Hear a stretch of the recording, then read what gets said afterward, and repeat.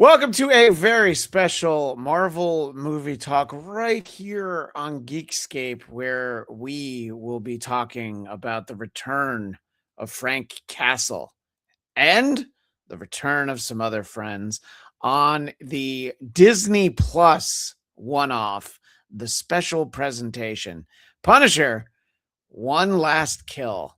And if I had one last kill, nobody on this panel would be the one that I would be looking to do that to. But the first person I would ask, who should I be killing? I would ask El Sassy Pants herself, our friend Katie Hampton, because you would have great suggestions. That was a wild setup. I'm not gonna lie. I wasn't really sure what I was walking into there. If I was gonna get like a little red dot on my head or what. Yeah. I don't know off the top of my head right now who it is that you should have the one last kill for, but I know which Marvel special we should give one kill for. Well, listen. I'm going to see if I can help you choose someone. And if you see anyone on the screen that should be rubbed out, just nod your head like Jeannie from I Dream of Jeannie. Okay, first of all, Brody, the Punisher, love it, dude. Just wait till he starts making the pun-isher jokes. So how much of a punishment was this for everyone? No? Well, I would like to start with the positive, which there was an absolutely beautiful tracking shot of Frank walking down the streets of New York. In the background, we see how crazy it is. Thanks, Mom Donnie. And we look around and we just see and hear all of it. We also hear, it's a joke. It's thanks Fisk. We all know. We know who the mayor was. How am I doing? How am I doing? No, yeah, well, not Ed Koch. It looked like Ed Koch's New York. But anyway, so listen, no one will be able to convince me that there wasn't a tremendous tracking shot while he walks down the streets, and we hear the craziness all around him, but we also hear some of the craziness in his head. That is the most Punisher moment of Punisher One Last Kill, and I refuse to let anyone take that away from me. Unless our friend Nate says, like, no, that was a lazy tracking shot and the audio was really lousy, which is one of the complaints about the show as a whole. But good to see you, Nate. Yeah, I'm here. You sure are.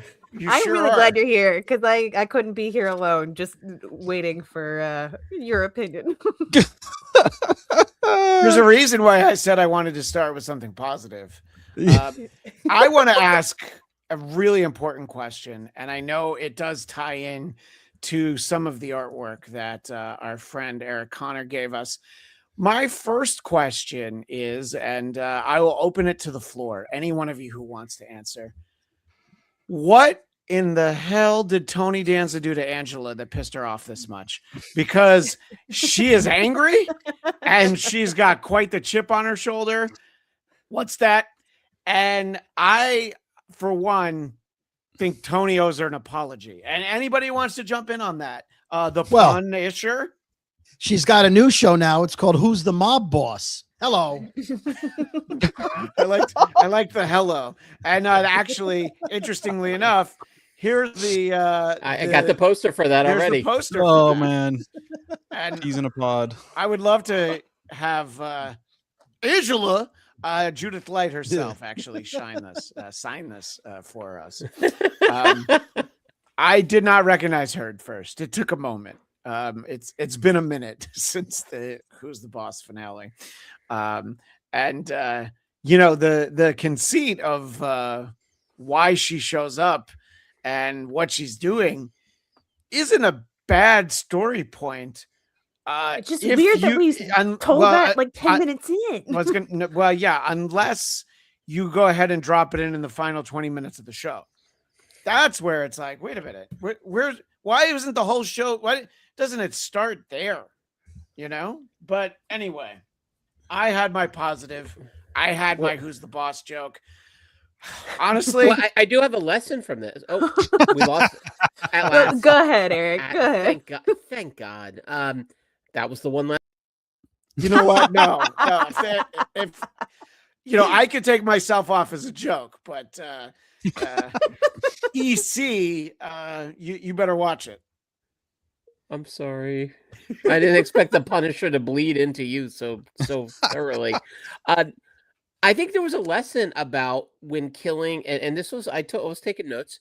When killing an entire crime boss family, make sure you kill the matriarch. That was my lesson learned. That was my take home. Because then none of this happens. If he maybe he was running low on bullets. I don't know. He was on a budget. But in the end of it all, the lesson, there's 2 lessons. I'll save the other lesson for the end. But kill old women just because. Thank you. Oh my God. All right, so you're flying in the face of one of our most recent episodes. We did lean on the fact that you can hit the like button, but not women. You don't hear that part. You just feel like you should hit everything, Eric. Not about me. Not about me. Oh. This is what Frank You said for Castle Frank. It's what Frank Castle is teaching me, and my children haven't watched it yet, but the lesson they'll learn, I guess. Are Which your is children helpful. ever going to watch it? Because mine aren't. Mine are not going to watch this. I think I might cancel Disney Good. Plus. Nah, at some point, maybe, but not today. Oh, All right. So we're dancing around it. We're talking lightly. And listen, here's the key. We're having fun. The Nate, key Nate, that should he we- put. Yeah, where was that key? Nate, should we stop having fun? No, having fun is good. Having fun is fine. Just expect only fun and nothing. No substance or reasoning or any type of like character development. Story. As long as you don't expect that, you'll be pleasantly surprised. Well, Punisher : only fun. Yeah, the only Punisher, plot only was the fun. one in the cemetery. There's a plot. Hey, Oh my god, ring the bell, ring the bell. Christian, Ring get the it, bell. We'll ring wait, it. we'll wait. that was pretty good. I'll He give brings- credit. he on All brings right. his own bell. that. This is the new dunking Yes. on him. Yeah. so, Katie, how surprised were you by Punisher One Last Kill? I was so mad after that. I know you I- texted me. You texted me during, so I know. Yeah, I did. I texted you during like the first 10 minutes, basically marking how many yops we got. The Barenthal, and then I because it felt like more than the lines that he had that were at least coherent. But I I said that it was tedious. It was a very it felt like a student film that is like, oh good, they're letting other people in, I guess.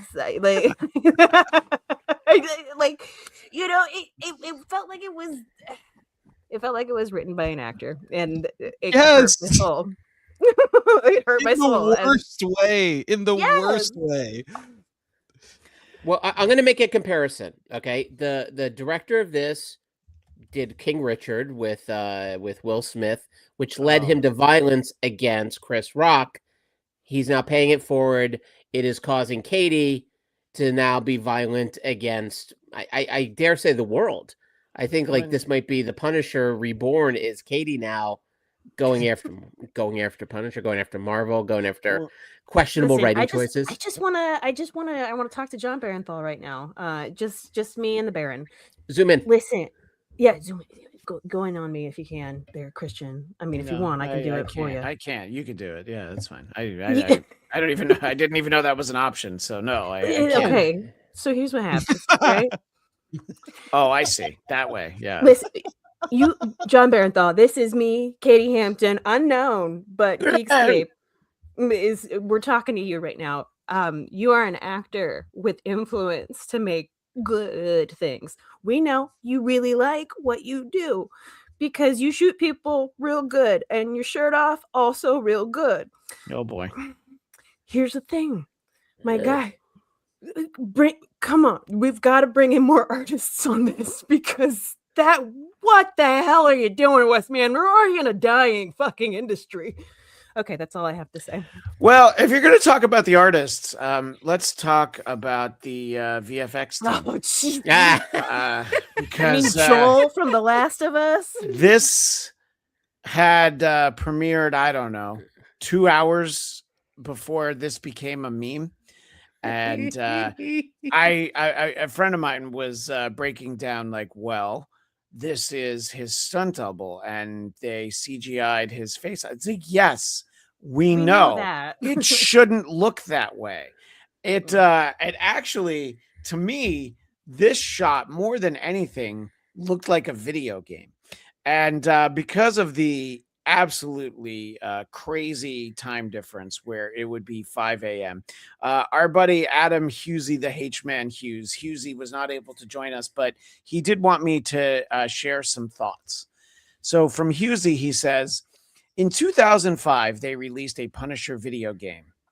Watching Punisher One Last Kill felt like watching someone play a 2005 video game in 2026.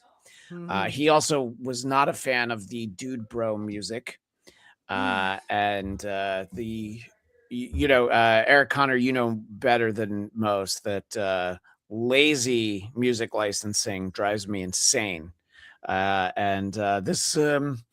This didn't, that's so far from my problems with this though. Yeah, it's just, it's annoying, but I'm like, it's so far it was down. fine. It wasn't like you didn't discover a song you hadn't heard before that was like, wow, this is perfect. He's not one of the greats in that regard, whoever did this, but they weren't bad. Like, Hatebreed's a little cliche, but it fit the vibe. And we the start writing with of the scene and the motivation sucked more than anything else. We start with mother, because here's the funny part: the mother who he left alive, we didn't know it at the time. We had to watch him walk around and talk to people who weren't there for a while. And Katie, you mentioned the grunting. There was grunting. Then eventually we understand, like, oh my God, that's why somebody had to cut a check to Glenn Danzig, which I don't know if you ever need to do that, but that's a conversation for a different show. This shot is unbelievably terrible. I'm sorry, go ahead. What was that? It fits the demographic. Yeah, that's the target demo. You're fair. is Danzig fans. Remember it was like a month ago when they laid off 1,000 VFX people. Well, and this was the next day. This is what happened. This feels like this is what happened. Listen, also, hang on one second, Eric. If there are 1,000 VFX people who are doing work like this, then as long as they replace them with a new 1,000 who are better talented, I no notes from me. Now I think they just got rid of 1,000, which is is that Billy on the street? Billy Eichner? It looks like Billy Eichner. Yeah, I thought it was a property brother. It feels like because this was like Bernthal's pet project that he got to like skip past basic checks and balances of like people listening to the audio, because like that's the thing again, is right, it's not just that this VFX shot is terrible, it's that it's in slow-mo. It's like so obviously, it's not like you watch it again and you're like, oh, in hindsight that looks kind of bad. Like that happens all the time with CGI, but like it sticks out like a sore thumb. It happens in slow motion. You're like, what the heck was that? It totally pulls you out of the scene. Yeah, I did not fall asleep while I was watching this, but that effects shot made me wish I had, because then I'd be like, I don't know, it looked pretty good to me. And by the way, in the chat is our buddy the One Pun, who says, I thought Hatebreed worked well in the later scene. And just to Nate's point, he's the demographic you're talking about. One Pun, great guy. I know the One Pun. I saw him in Vegas a month ago, and yes, I know what they're doing for Punisher. And listen, the Glenn Danzig mother, I've heard it licensed many times. You know what else I never need to have licensed in any movie or TV show ever? Any song from Guns N' Roses' Appetite for Destruction. You know why? Because Thor Love and Thunder licensed all of them. It was the only music in that fucking movie was from Appetite for Destruction. But anyway, I said I wasn't going to talk about this. And use your illusion. I don't mean to correct you, but they did go. They had Get in the Ring. Yeah, you're right. Anyway, Katie, I started with a nice compliment about the tracking shot. What did you think? By the way, Eric's dog got really quiet before I brought up the topic that I'm about to bring up. So it's like, oh wait, he knows. Were we 4 minutes in before there was a canine homicide? I don't think we were quite 4 minutes in. It was not long in, and it was No. like, oh, look at the only white tattooed bro dude boy with all of his masked friends who probably appeared later on in the film to be stunt doubles, which awesome. I thought the stunts were great. I thought that they did a really great job with the stunts. I felt like we could have lived a little bit more within the shots and kind of run with the flow of the coordination, because the coordination was there. The gun movement and everything was awesome. But yeah, we get to this guy. I'm like, okay, well, this is our planted seed of why Barenthal is going to have to look around at New York, because this guy killed a dog. And I just, come on, guys. Well, like, hold on. Katie, I wasn't sure he was a bad guy until he killed that dog. Yeah. That's what I'm like. Okay. Oh, I don't think he's nice. I don't think he's a friend. That's how you find out. Okay. That's not what friends do. It's what I've always taught my kids. Wasn't when he like knee punted him in the head when he was feeding the dog? Okay. That could have been an accident. That happens. But no, only then was like, oh, I think maybe he's a problem. And he stole his hat. Not cool.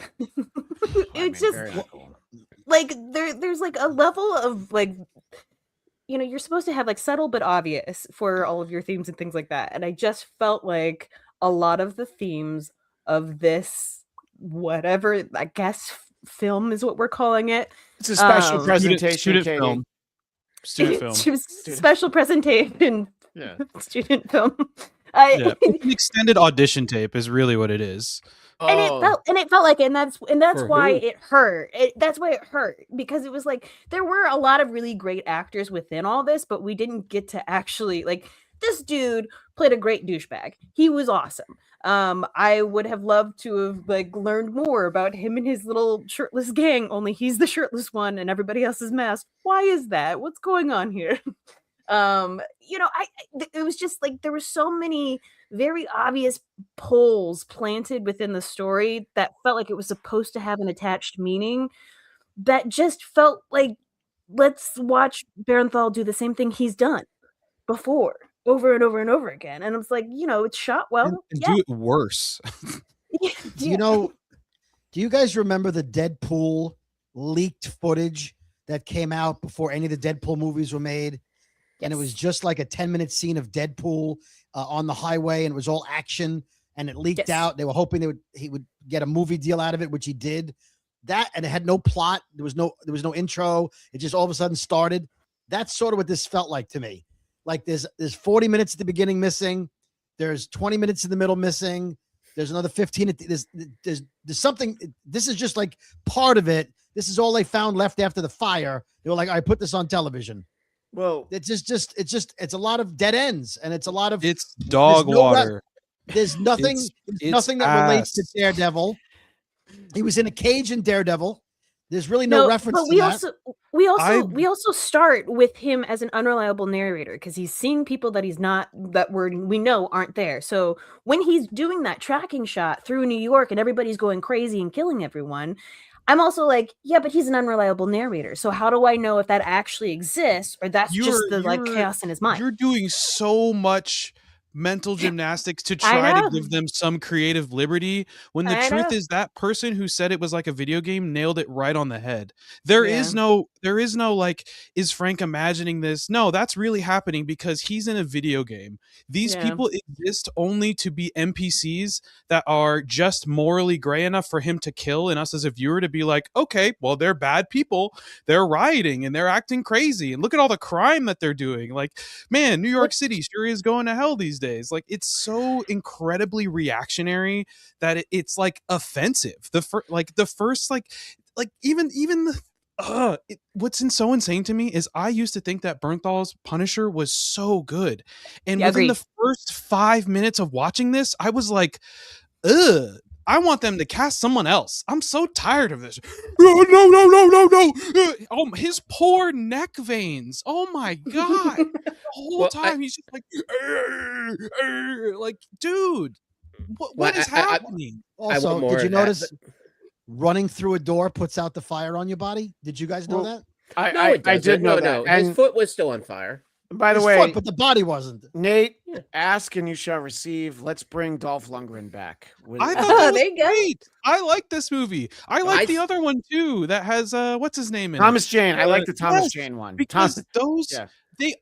This is the thing that fundamentally like really fucked me up about this is that all of the work that they did with what we've seen of him as this character has been to show that like he's not a good guy. He's not a good guy. He sometimes he does bad things to bad people and it aligns with what we want the good guys what they want, but he's not a good guy. And this whole special with like the end, this idea of like trying to make him this hero and like no, like I have to go out there and murder people because no one else will. It just like feeds into this super fascist fantasy that is so antithetical to what the Punisher is supposed to be, and let alone to have him in the last scene with the American flag on his, like, what the fuck? Especially this Frank. Comic book Frank, never. But especially show Frank shouldn't either, since the government was even more directly involved. All of that stuff that they made up for the show is not from the comic. They never had this whole government plot and all this stuff to kill his family. All that stuff they decided to add in. They decided to add all this stuff about how the vets are poorly treated and all this stuff in the second season. And now you're going to have Frank come through all of this stuff, just going on a murder hobo spree and then being like, oh yeah, I'm putting the flag back on my thing. Like, come the fuck on. Like, I'm sorry. This shit was ridiculous.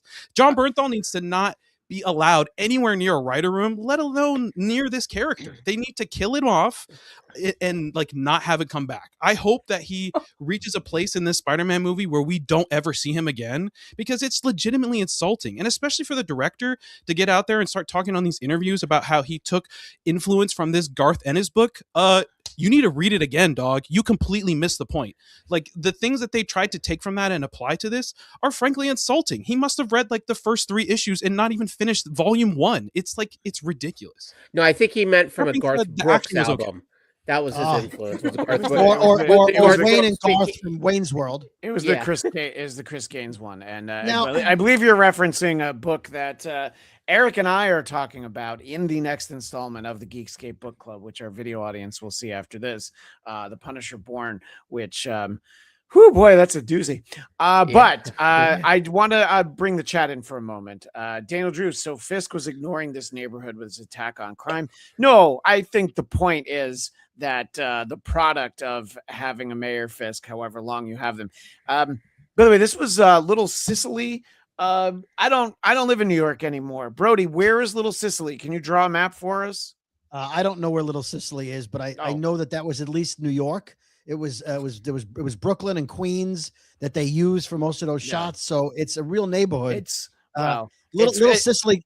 I mean, I know where Arthur Avenue in the Bronx is, but I can Google Little Sicily. But I didn't know where it was, but it looked conspicuously like whatever is a single company move from Silver Cup Studios, if we're just being honest. So I assume that a lot of it was probably that's in Queens, right? Kaufman That's Long Island City. So it looked like Long Island City, but anyway. I had never even heard of Little Sicily before. It doesn't exist. Like, There's no such place. I just Googled it. There's no such place, which is why I never heard of it. By the way, yes, Mr. Brody. I was just going to say the director claimed he based a lot of it off that book.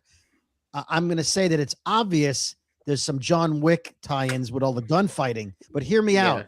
In the John Wick movies, isn't there a time when they say, as of this time, everyone's going to come after you? And also, how did John Wick's, the first movie, start? They killed a dog. I mean, this is exactly John Wick. They kill a dog. There's the murder. Everyone, all the hitmen are going to know where you are at a certain time. It's the same friggin' plot. It's the same plot as the John Wick movies. So you're saying this was basically Frank Wick. What was that movie that Benicio del Toro or the other Spanish director with the mermaid? What was that movie? Shape of Water. Benicio del Toro. Guillermo del Toro. Del Toro, right? Yeah. That was Splash. That was scene for scene Splash, and he won an Academy Award for it. Tom Hanks jumps in with her at the end. Same thing happens in this movie. This is the same analogy I'm making. This is John Wick. They killed the dog, clocks, times, mercenaries. I don't know why I watched this movie, only to do this podcast. Well, I mean, that would, yeah, You would have watched legitimately, it anyway. Hold on, you already had that half that T-shirt, so Yeah, of that's course true. you're gonna Well, watch it. I had the T-shirt from Daredevil and the Punisher, not from the Punisher. All right. Christian's the one wearing the I'm- Punisher shirt. Yeah, well, because when was the last time I had to wear it? All right, I want to bring in a comment from the one pun because it made me laugh. So we have this guy again, pasty, shirtless, white guy, and he knew he was a bad guy as soon as he recognized that he looked like a member of Sugar Ray. And yes, I know there was a lot of setup there, but thank you, the one pun, because that does make me laugh. Every morning, this guy looks like that. I'm sorry. Go ahead. Oh, nice. Get a bell. Yep. Didn't want to step on that. Now he's in a Sugar Ray cover band, which I would say is sort of like Death with Dying. See, I thought he was in it's the Danzig Splendor cover Ray. On fire today. All right, I'll let Brody talk. band. No, I'm sorry. Now What were let's you get going to say, real. Brody? He hasn't recovered yet. His was Sweet and Low Ray, so he's mad that I just said No, that was very funny. It was very funny. There's no equal Ray to that joke. Thank you. I'll see myself out. Okay, here's the question. I don't know that this is true. I'm going to go right to Nate because Nate and I were the ones who we knew Hang on. We knew what Secret Invasion was before anyone else on our show did. So Kemi Egan's said it was better nameless. than the show that shall remain nameless. I'm going to say I don't know for sure. Yeah, there's I mean, only one of them. Bullshit. Because it feels insane, but over the course of those episodes, there's definitely enough bearable material you could cut together that would be better than this. That's what I'm Just saying. simply alone for how short it is. It's like you had this much time and this is what you did with it. Yeah. I Secret Invasion was terrible, but there were like, at least it didn't feel like Samuel L. Jackson wrote it just so he could like try to make himself feel cool, trying to make himself feel like he's a tough guy and not just like a emotional actor who's never done anything tough in his whole life. Like, come on. I have a theory. John Bernthal, his co-screenwriting part, all the grunts. In essence, no other words. He's like, you know what we really need here? Grunt. Yeah. And that was the writer's room. I also feel like we've talked about the action a little bit, and there was a lot of scenes that I liked, but I do agree with Katie that it was over edited in a lot of spots, and there are like some truly beautiful shots, some like really clever cinematography that I don't think serves the purpose of what they were trying to do with the film. I think just because you have an amazing cinematographer who can get great shots and stuff doesn't mean that that is going to serve the visual narrative of what you're trying to tell. And I don't think that they totally captured, like there were some action sequences that felt really good. And then there were some that were like really heavily edited and did feel kind of just video game character moving down a hall. Particularly the stuff like with him jumping off the roof and then jumping off the scaffolding and then throwing the guy on the scaffolding just kind of felt like it felt like they wrote up of him coming up to the roof and they're like, well, he's on the roof, so what do we have him do now? He jumps off. Like just very much like point to point writing.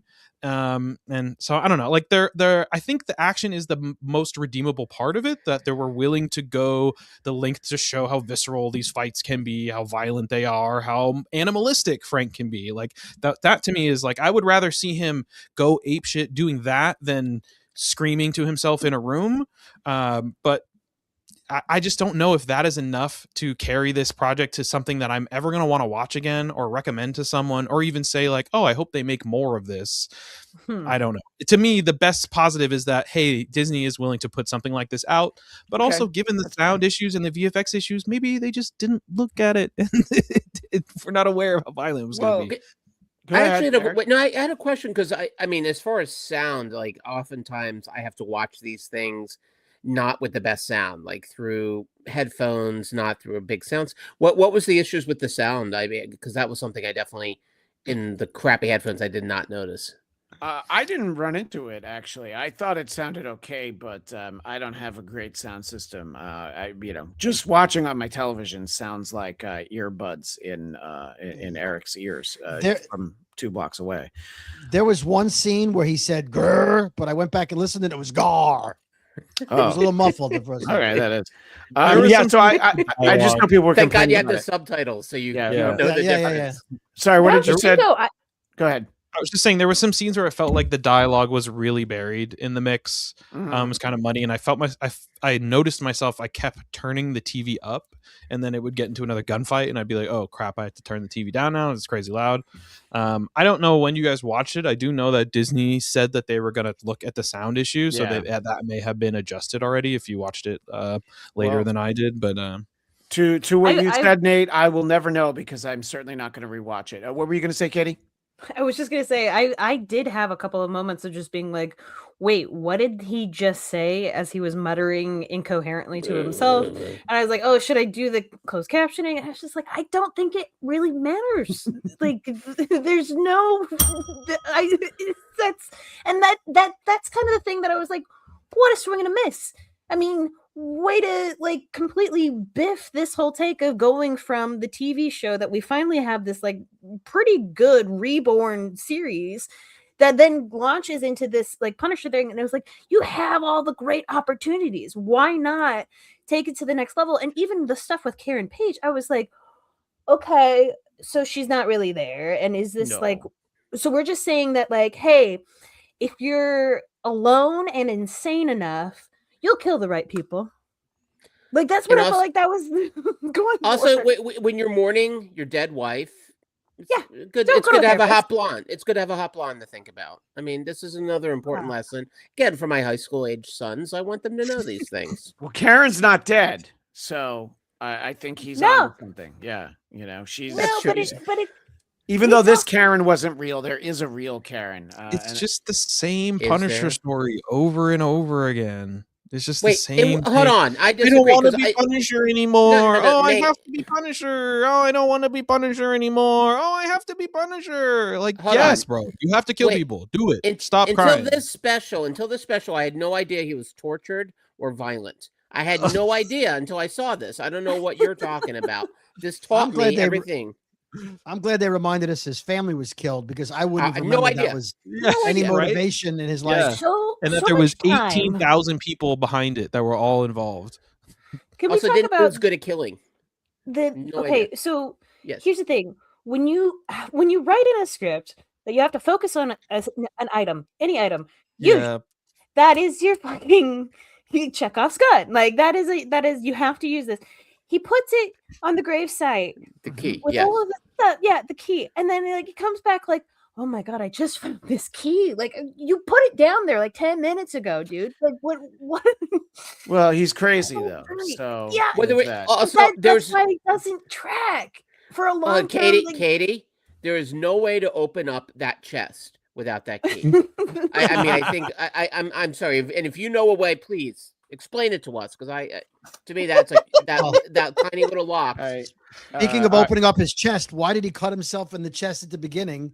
He doesn't want to be a Marine anymore. Is that what that was? Because it's the only way he could feel something. Can we talk about? You're talking like you weren't a teenage cutter like the rest of us. Go ahead. That's true. A little dark. Wow. A little dark. But I just wanted to feel something. Go ahead, Katie.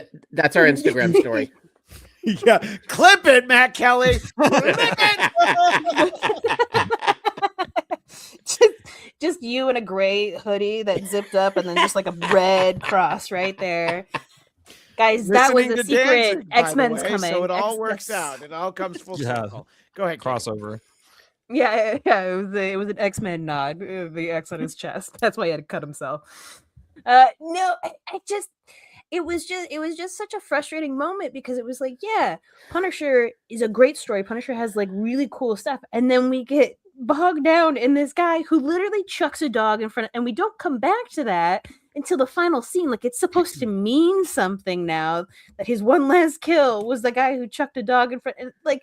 And we learned this through looks, because last time we were there, he was off, and I don't know, like the timing of everything was just so not reliable. Can I speak to that? Go ahead, brother. No, I was just going to speak to the. Okay, Nate brought this up a little bit before. All right, so he gets that flower from that girl, not particularly well designed or drawn. I don't want to shame her, not great work. I could see why she gave it away. She And so sewed you that shit. Right, what's that? Well, she She would sewed it. not have passed that art test that used to be like on the inside of matchbooks. Oh, for right. sure. Can you draw this turtle? Can you draw that turtle? Yeah, No, she couldn't draw it. turtle. So she gives him this not particularly well-designed piece, and he learned how to love again. He learned how to laugh again. We all had some fun. And then so you think, okay, so maybe he's turned over a new leaf. We see him again. He gets that guy back his hat. And he's got his nice happy shield on, like a young Christian Bladt, his angry self back in New York, and his beard looks good. He got some Just for Men, so he's looking good. You're thinking, okay, so he's figured out. He gets the hat, he puts the knife to the guy's face, and you think, okay, well, he's now Punisher. Maybe he'll punish a little less, right? And then he's like, "What about my dog?" It's like, all right, I guess I'll shoot him in the head. So what I loved is he learned nothing. He was like, what was the lesson of that flower and the cute little girl? I don't know. Take the hat first, then shoot him in the head. That life is fleeting.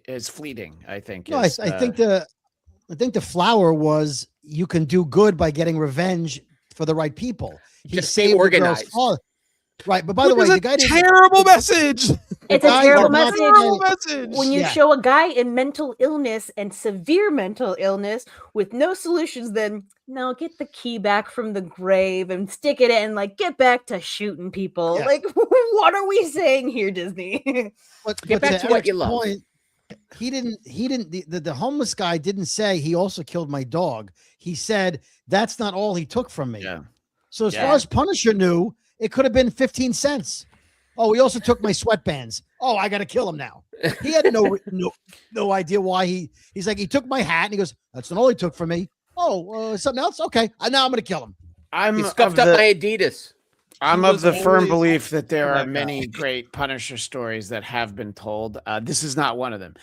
So go check out the 5-issue 1985 miniseries by Stephen Grant and the wonderful Mike Zeck. You just read those 5 issues. It's fine. There are so many other ones, but that's the first Punisher miniseries. It's a great place to start, and then circle back with me, and I'll give you recommendations that are not this.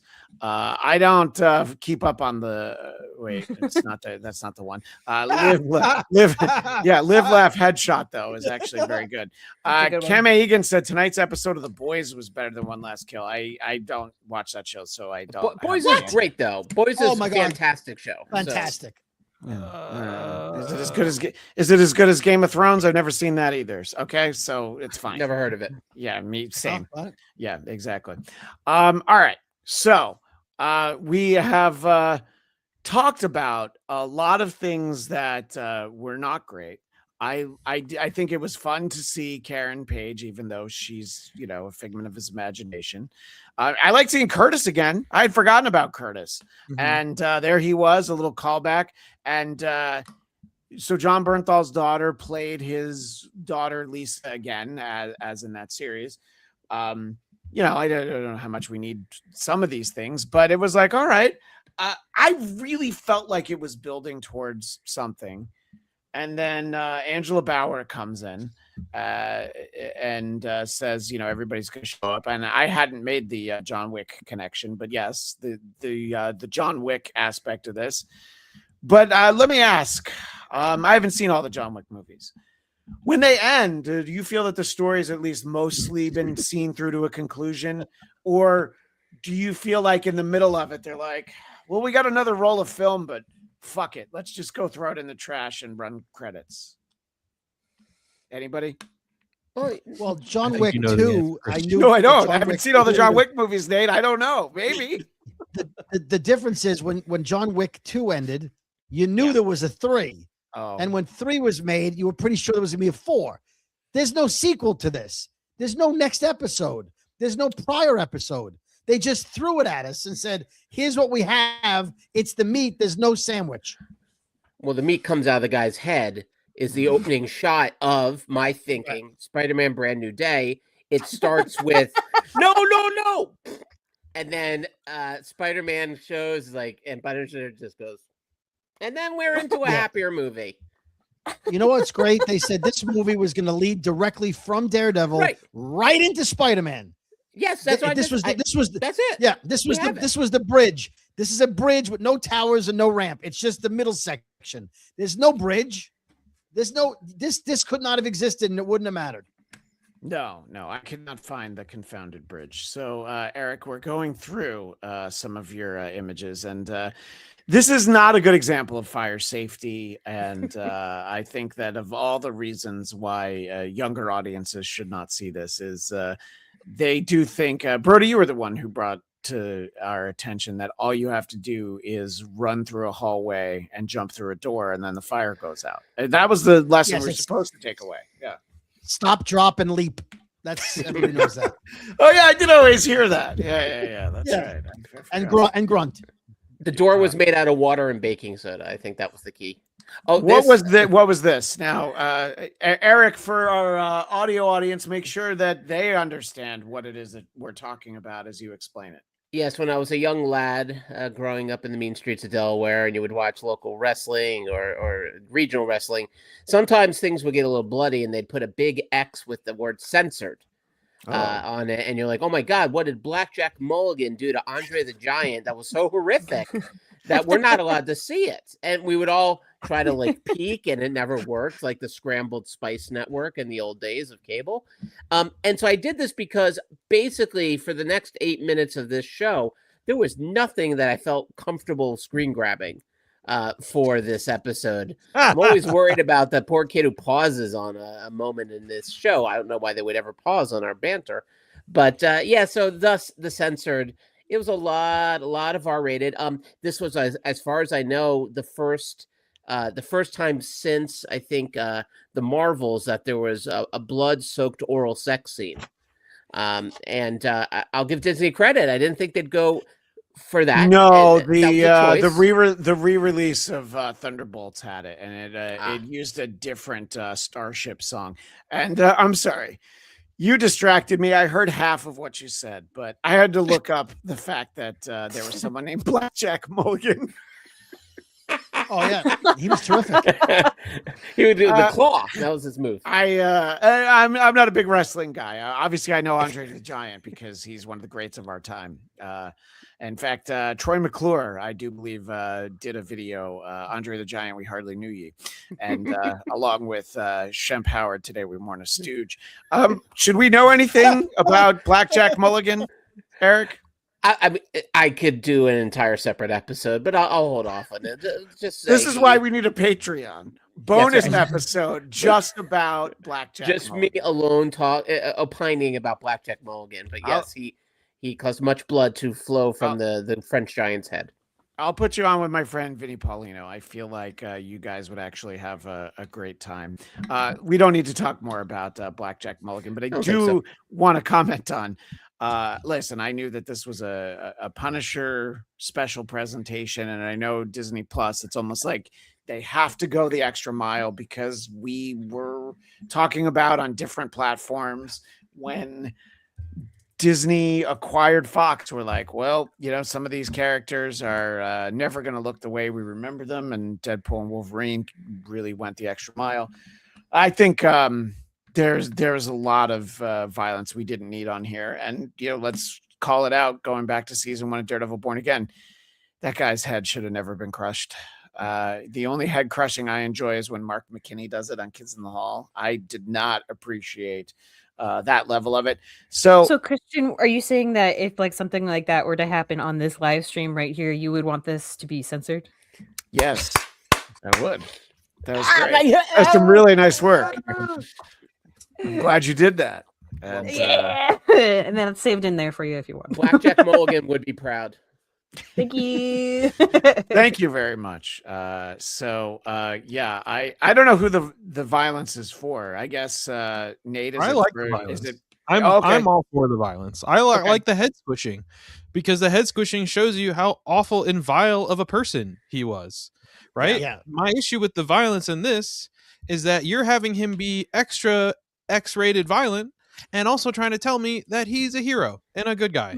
Instead of embracing what Punisher should be and being like, oh my God, that's a monster.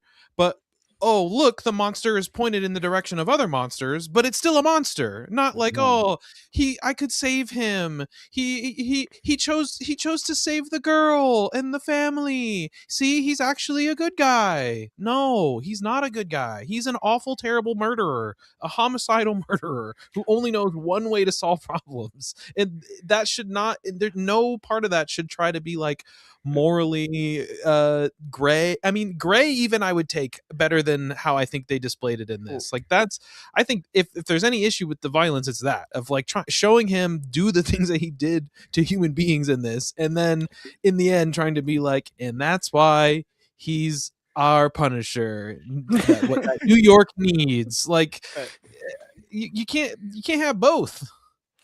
Well, I do think that Frank Castle finds himself in a lot of situations where just killing everyone in the room is actually the one and only way out of it. And listen, when he's killing crime families and drug lords in various drug bosses in warehouses, we can kind of be like, yeah, all right, Frank's doing the right thing. It's always worth like asking, like, well, why is Frank doing this? And it's like, listen, Brody, you always say this to me. If you kill 100 people, probably 4 of them deserve it. So why not just go ahead, right? Yeah. I mean, let God sort them out. Yeah, that's what I always say. That's what you always say. Famous Brodyism. Yeah. That was it. That was in his ketubah, his marriage contract. Yeah, I wrote that. That's coming to our merch store too, Katie. Sounds right? better in Hebrew though. Perfect. Eric, you have some kind of bit prepared. So I'm going to go ahead and explain this. And again, remember that a good chunk of our audience does not see anything right now. I understand. The audio only. Yes. All right. Well, this is a book. This is actually a takeoff of Count with Elmo, one of Christian's favorite books, not for his children, for himself. No, I learned a lot from that book. Yeah. Obviously. So here's the question for you guys, over under, I don't know, within a few. How many people did we absolutely know Punisher killed in that 7-minute set piece set in the apartment, sort of like The Raid meets John Wick 2? How many people do you think we saw him actually kill? 46. So you counted and you know the answer. Did. I do. I mean, I might be off by a little bit, but 46 is Brody's answer. Okay, and Nate, you said 5? 25. 25. Katie? Okay. Oh man, I'm like, I'm thinking too hard because I'm just like, it's got to be 47 then, because that's the time that he was like supposed to be getting the kill switch on. No, so I'm gonna say 30. I'm gonna say 35. Okay. And Christian Ken Blatt? Egan says 28. And I'm sorry, I'm going to play Price is Right rules. $1, Bob. The actual answer is, and listen, I'm not positive. Some of them could have died later from internal injuries or from, I don't know, vitamin deficiencies. But by my count, 66. No way. And then I this was year, closest. yes, one last kill. March of Error 70 kills because he killed a few other guys. So that's 66 for the set piece plus a few extra. So you're really going out of your way to not say that the number of kills was 6-7. You're just stopping yourself. You will not say that. I'm not feeding that. I'm not feeding that. You could have said 69 and we all could have giggled. Nope, I don't go there. You would have gotten I would have hit the bell 69 times, but one last kill too will have a blood-soaked scene of that number. Oh, they already promised that. I hope not.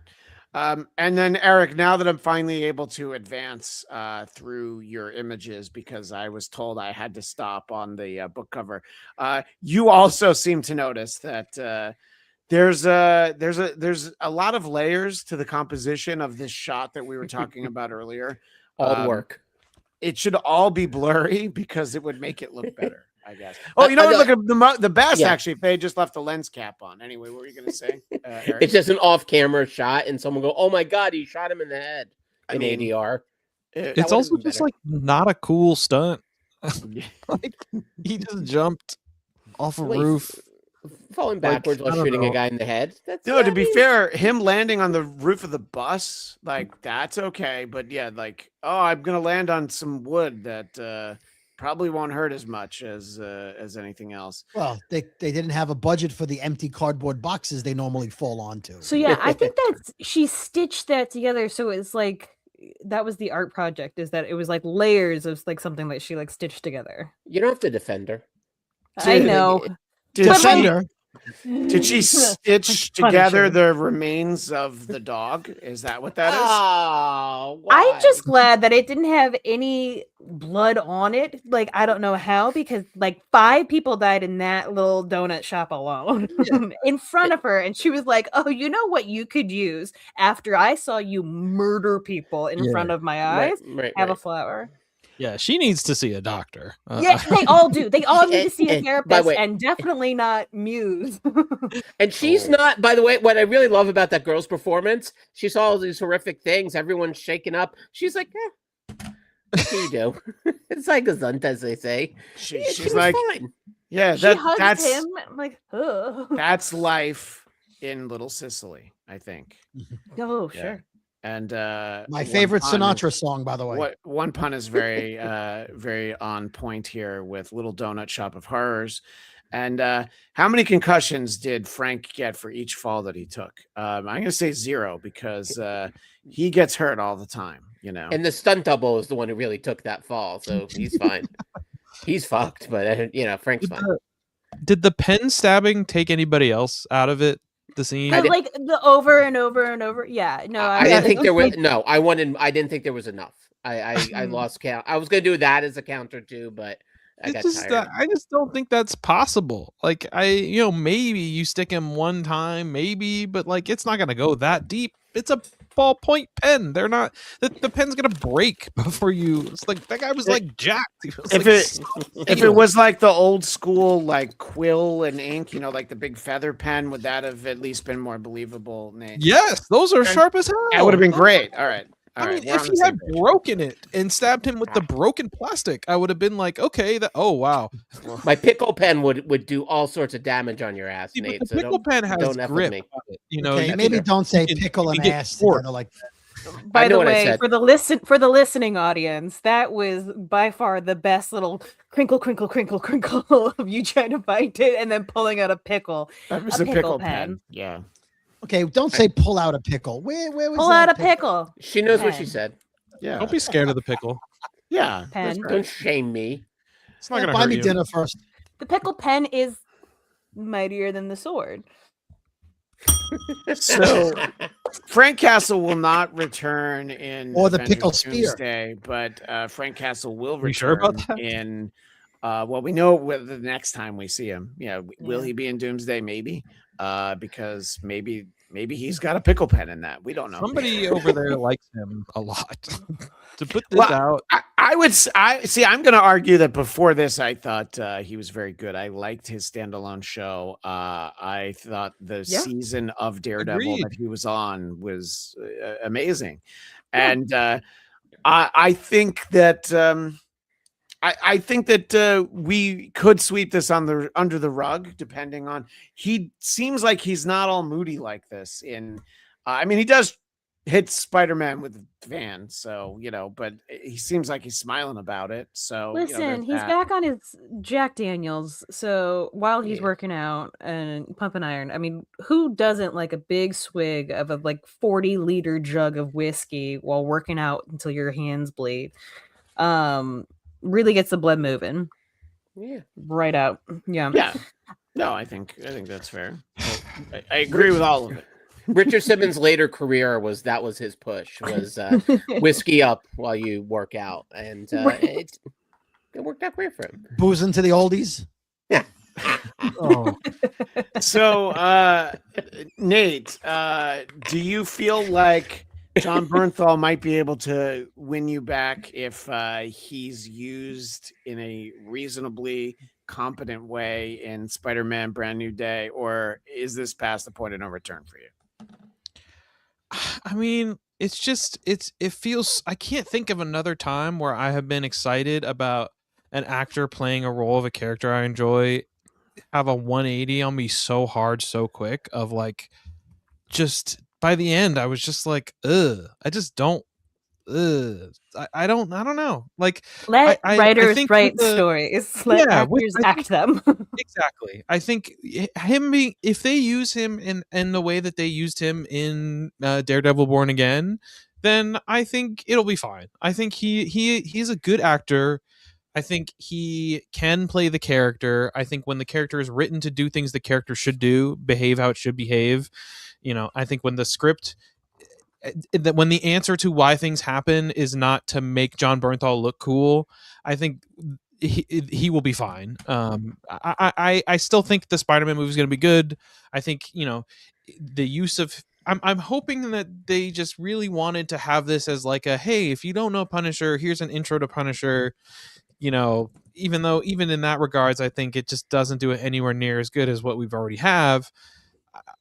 Fine. This allows him then to come into the Spider-Man movie and be the Punisher and be killing people, and allow Peter to have this disagreement with him of like, hey, I don't kill people. That's not cool. And, we get to have that dilemma. So there couldn't be cool stuff from him. But yeah, if I hear anything about Bernthal being anywhere near close to the writer's room or a producer or something on a project, I'm immediately out, because it just felt like watching the dude beat himself off. Like, the whole thing was just like, oh man, look how cool I am. I got so jacked for this, and now I'm gonna shoot all these cool guns, and like I'm such a cool tough guy, and I love the military, and the military loves me, and all this shit. And it's just like, I don't need any of that. Don't forget the pens. Brody, the next time I see you, will you be wearing that shirt, but half of it will be cut out or just shredded because you're so angry at Frank Castle? I'm going to take a pen and continuously stab this part of the shirt until there's nothing left. You can't make out what's a Daredevil shirt. What's that other side? There's just holes there. But you can stab it so many times that it makes it look like Muse. That might actually. If you remember correctly, Daredevil Frank Castle, John Bernthal did not want to be part of Daredevil Born Again season 1. Correct. Right? They filmed it without him because he said it was so terrible he wanted no part of it. Then they retooled it, and my guess is they begged him to film some scenes, and the payoff was, we'll give you your own show if you help us save season 1. That's got to be the way he got his own show. Yes, I think he said, I'll do that if you give me my own show. It's got to be. Agreed. Yeah. No, I definitely, I think that's exactly what happened. And we did talk, I think it was one of the ones you weren't on, but that the idea was he wasn't in the original version of it. And then when the new crew came in, he was on board, lightly, but he was in there. Katie, what does this do for your overall thoughts when you think of John Bernthal as the Punisher? Are you able to think of what's come before, or this is just one of those fresh wounds that just won't stop bleeding, and you got to change the bandage every 90 minutes?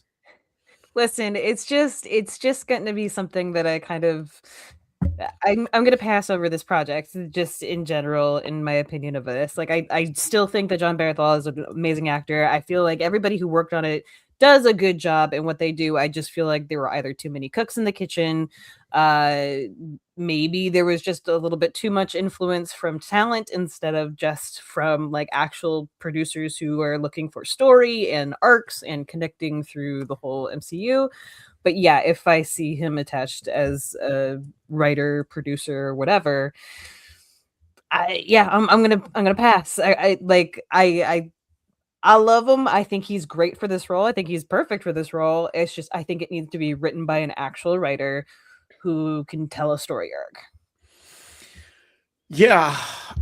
Listen, I mean, we can certainly point to instances where an actor collaborating will make a project better. Maybe Ryan Reynolds comes to mind, but some people would feel differently. And Stallone. Yeah, that's true. Tango and Cash would have been unwatchable if not for that. And thank you for this. Eric sent me this image that says Punisher's body dump over. Excuse me. Hold on. Let's make it so that Matt Kelly can clip this. I want to thank Eric for sending me this image that says Punisher's body double will return in Avengers Doomsday, and tune in to Marvel Movie Talk right here on Geekscape. Oh man, that was fucking beautiful. You're a pro. That's some nice One work. take. One take. That's Christian Blatt. One What- last take. what One last take. I like that. I like that a lot. That was a hot take. Well, Eric that's killed Connor, it. Yes, sir. your overall thoughts. John Bernthal, the Punisher. And by the way, there was a whole conversation thread. People were saying that this was better than Secret Invasion, and it's just like, I think we talked about that enough. I don't think that's a conversation that proves anything, but I want to get your thoughts, Eric Connor. I think if this was, if the last half of this was an episode of Punisher, it actually, I think, might have worked.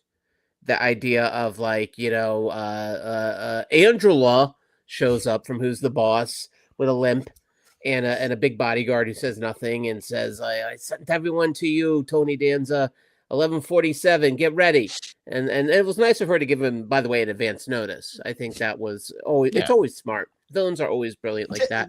Typical 1960s Batman villains. Like, Of course. I'm gonna be robbing the bank on 3rd and Main while you're not gonna be able to escape. It's the same handbook that the James Bond right would use. Yes, of course. Yeah. And so I think the second half of this was actually pretty fun. I think I also compared it to The Raid, which is a really great action film. And so I thought like that was kind of cool. I'll agree that like some of the editing was a little whatever, but I think that could have been a really cool standalone plot as an episode of TV that had a larger frame.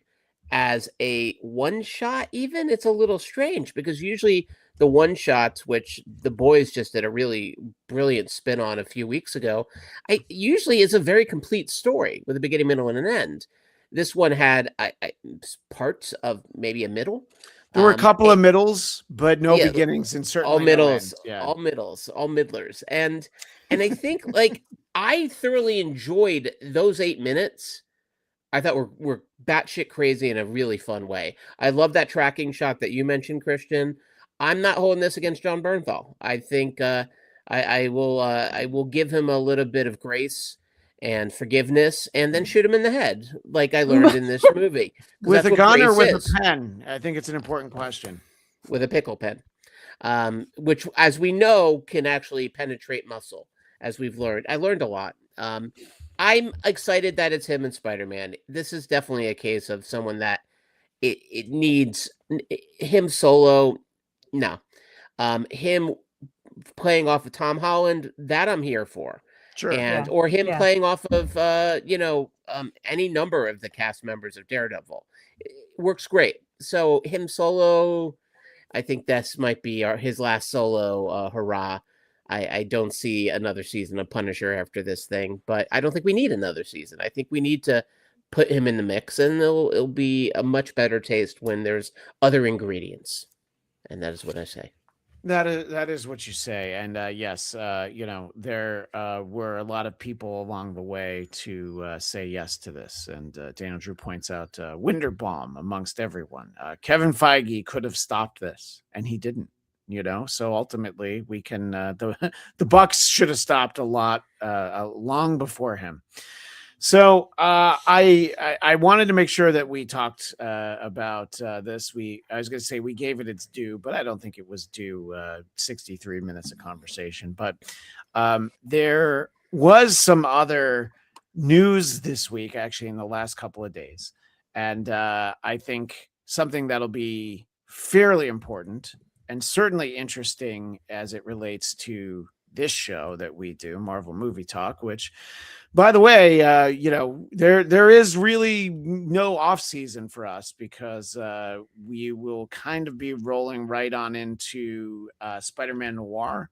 And all I can say is check your local listings. And by that, I mean, follow me on social media at Christian DNZ, because they're releasing them all at once, but you can watch the first one if you have MGM Plus a couple days early. It's a whole thing.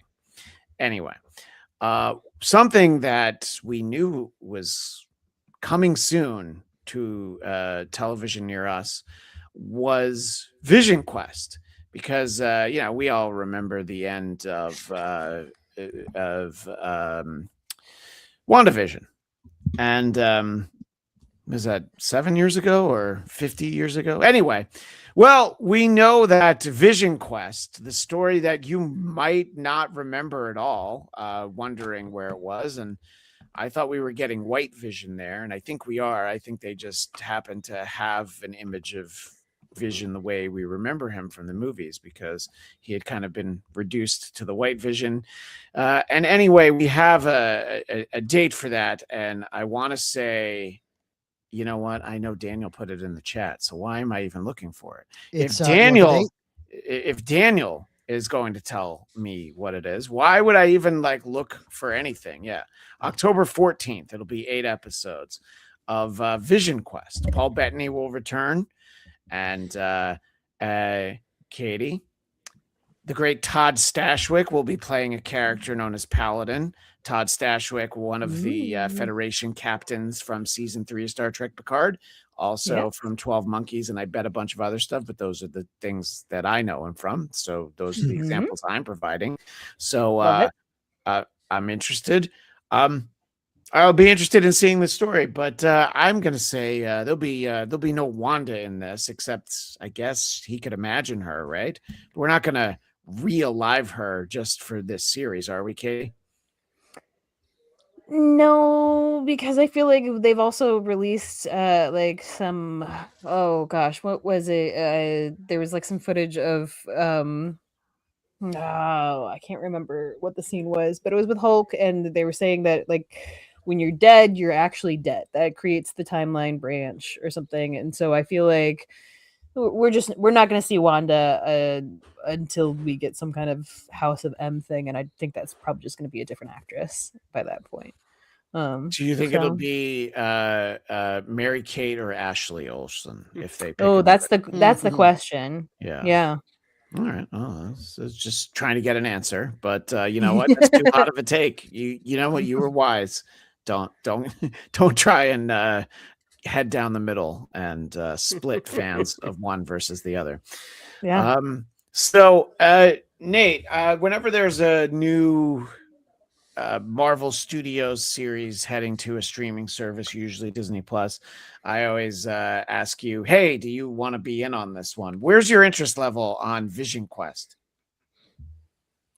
I mean, I just kind of forgot it was a thing. Like everyone. I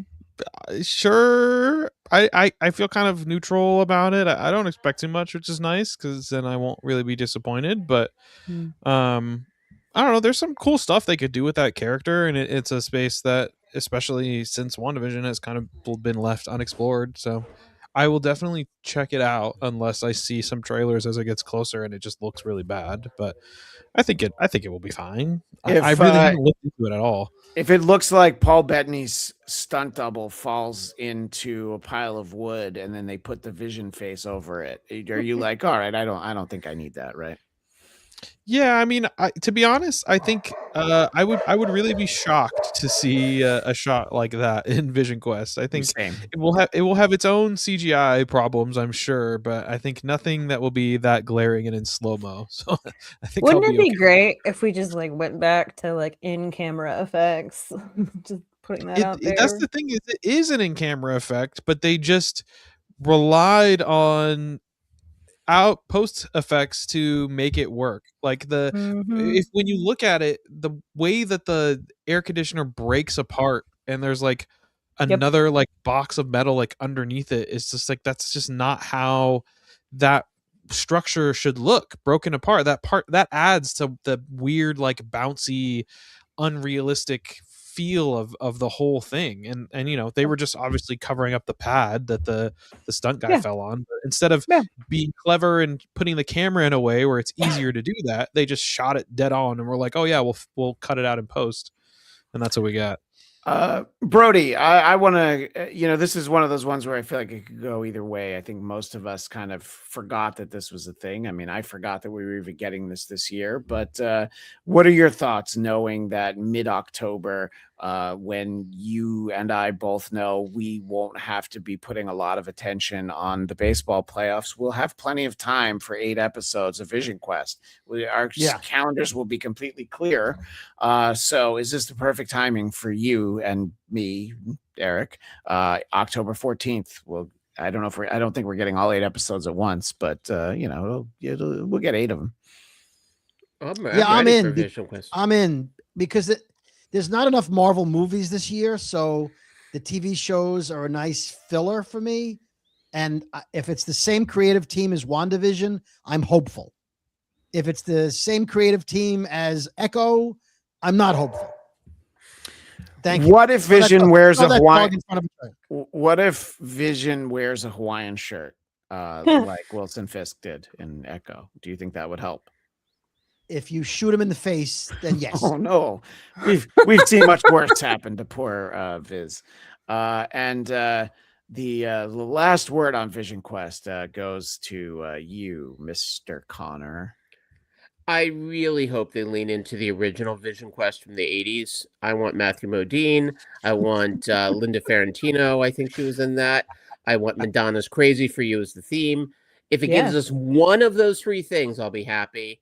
And in the absence of those, I loved Paul Bettany as Vision. I think he really kind of was such a great casting choice. And I even without Wanda, because I mean, maybe she'll come back episode 8 at the end, Wanda, and that's the last scene. Just spoiler. It'll be Jessica Jones.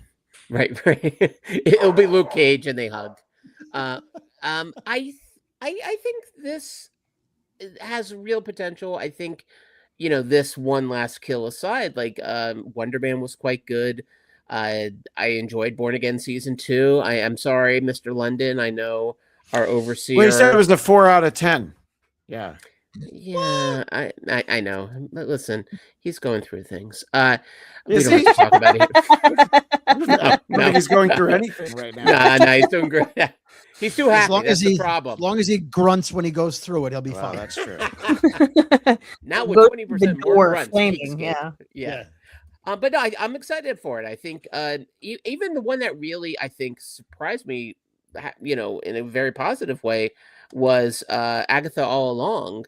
That was one that I kind of went in there concerned. A very good friend directed some. I thought she killed it, but I thought that was a show that with each episode really picked up steam and in a way that was kind of a unique sort of departure from what they had done before. So it gives me hope that if they could pull off that, they could pull off Vision Quest. And I am crazy for you, Christian. Yes, I was going to say, of all the things you thought you might see, a Madonna song in there is the most thing. Something that's the final thing in this part of our conversation on the Marvel movie talk part of it is it's not. I mean, I guess it's kind of news, but Kevin Feige explains that Blade is apparently still happening, and this is the quote that he gave. We didn't want to simply put a leather outfit on Mahershala Ali and have him start killing vampires. Well, then I don't think you understand what the appeal of Blade is, because I think that's all anybody actually wants. Yes, leather, killing vampires. And I mean, I guess to Nate's point, he's a very talented actor, but maybe he shouldn't write it, I guess, This is old though, right? Well, this quote was from a while ago, yes, but it started resurfacing 2025 of July. Yeah. No, but it was like it sort of reemerged because they talked about it. Was basically this quote came up because they were like, oh yeah, it's still happening, and they're like, all right, well, this is the last thing we heard on it. It is still happening. I don't believe that. Well, that's why I'm bringing it up, because why are you saying it's still happening? If I mean, because maybe they want it to still happen. Is it that, Nate? They wish they were still making a Blade movie, or they just figure like, okay, we'll say it, and boy, nobody's asked for a few years, so maybe they'll stop asking. Maybe it's to get people to stop asking, or maybe it's to check a box or something. Maybe there's some contract that they're stringing it along. I mean, especially with what we've seen them do with Deadpool, and also, you know, this, for better or worse.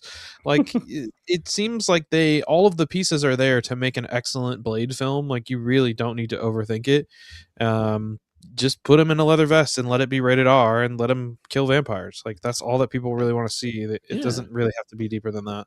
I mean, that's what I'm saying. Yeah, go ahead. When they started talking about making this movie, Wesley Snipes was about 58, 59. He's 63 now. And they said he was too old. Mahershala Ali is now 52 and will be around 55 if they ever make it. So he's going to be around the same age, close to how when Wesley Snipes was too old to be Blade.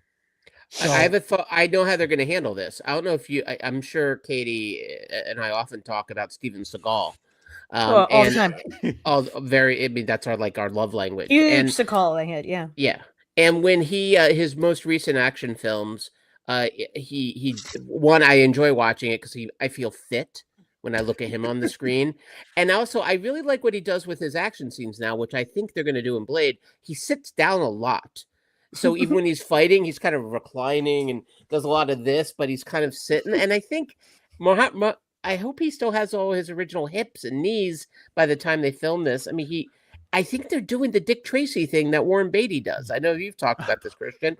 The way he's kept the rights alive. He shows up in, I don't know, random talk shows, you know, and Dick Cavett shows and whatnot in character in the yellow jacket. I think that's what they're doing with this. They're just finding ways to keep the rights going until he's in the ripe old age of 87, and then he'll finally make Blade, and it'll be awesome anyway. I think you pretty much nailed it. That's what we should be getting. Yeah, and that was the reason why I was like, I wanted to basically see if anybody thinks Blade's actually happening. So, Brody, don't buy your tickets to Blade just yet, I think is what we're saying. I got to cancel them. Hold on. All right. I'm sorry. May we live long enough to see it. May we. I bought them on the day. I bought them on Fandango. Pun. You can hear. You can hear that it's the one that doesn't ding. Yeah, that's what you get for that. Well, in terms of things that don't ding, Brody, where can people find more of you? Yeah, we laughed. Find me on the Pun Fest known as the Brooklyn Boys podcast, wherever you get your podcasts, and on social media. For a visual audience right there on the screen at David Brody. Thank you very much. Thank you very much. Eric, where can people find you having a guy who looks like Sugar Ray steal your dog from you? Yeah, me and my very alive dogs can be found over at Cat Eric Connor. Also, you can find me all over Geekscape, oftentimes in the shadows of Christian Bladt. I'm sort of the Karen to his Christian. I kind of show up and maybe I'm there, maybe I'm not there, but he hugs me anyway.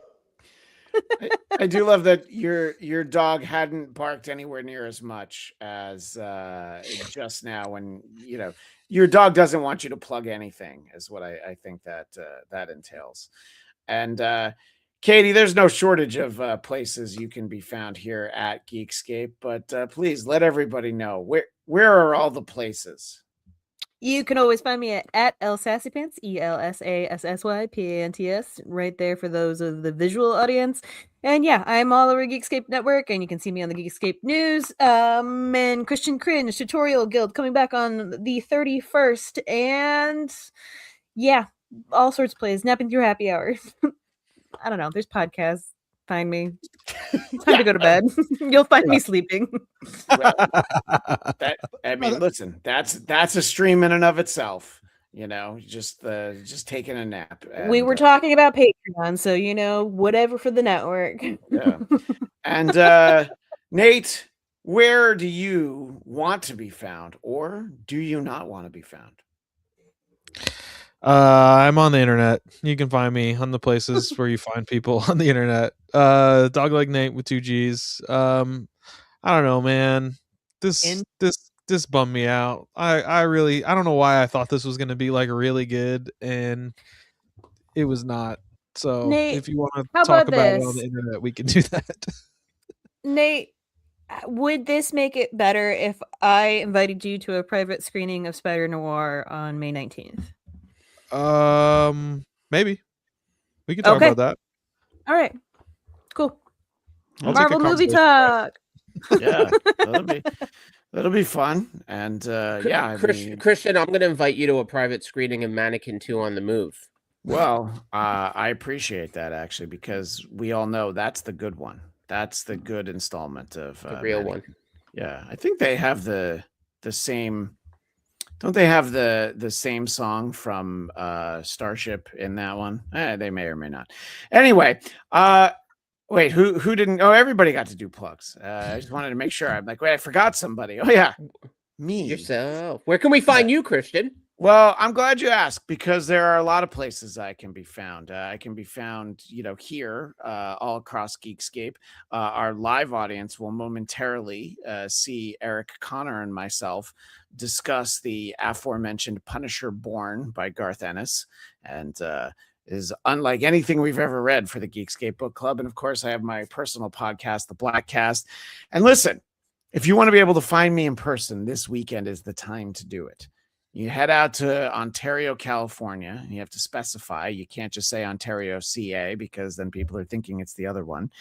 Ontario, California, site of Comic-Con Revolution, where there will be a number of panels that I am on, but featuring our friend Christina the Wisecracking Blonde and the Grand Poobah of Geekscape, Jonathan London, on Saturday at 1:30. They will be doing a little Beverly Hills 90210 reunion with your Jenny Garth, Brian Austin Green, Ian Ziering, and Gabrielle Carteris. And I would want to talk to Ian Ziering about Sharknado, so it's good that I will be, tied up at that time, because I won't have the time.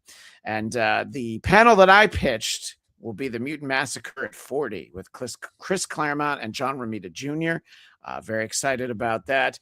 And somewhere in here, you'll see Jonathan's doing the Death of Superman. He's doing something with Timothy Zahn about Star Wars novels.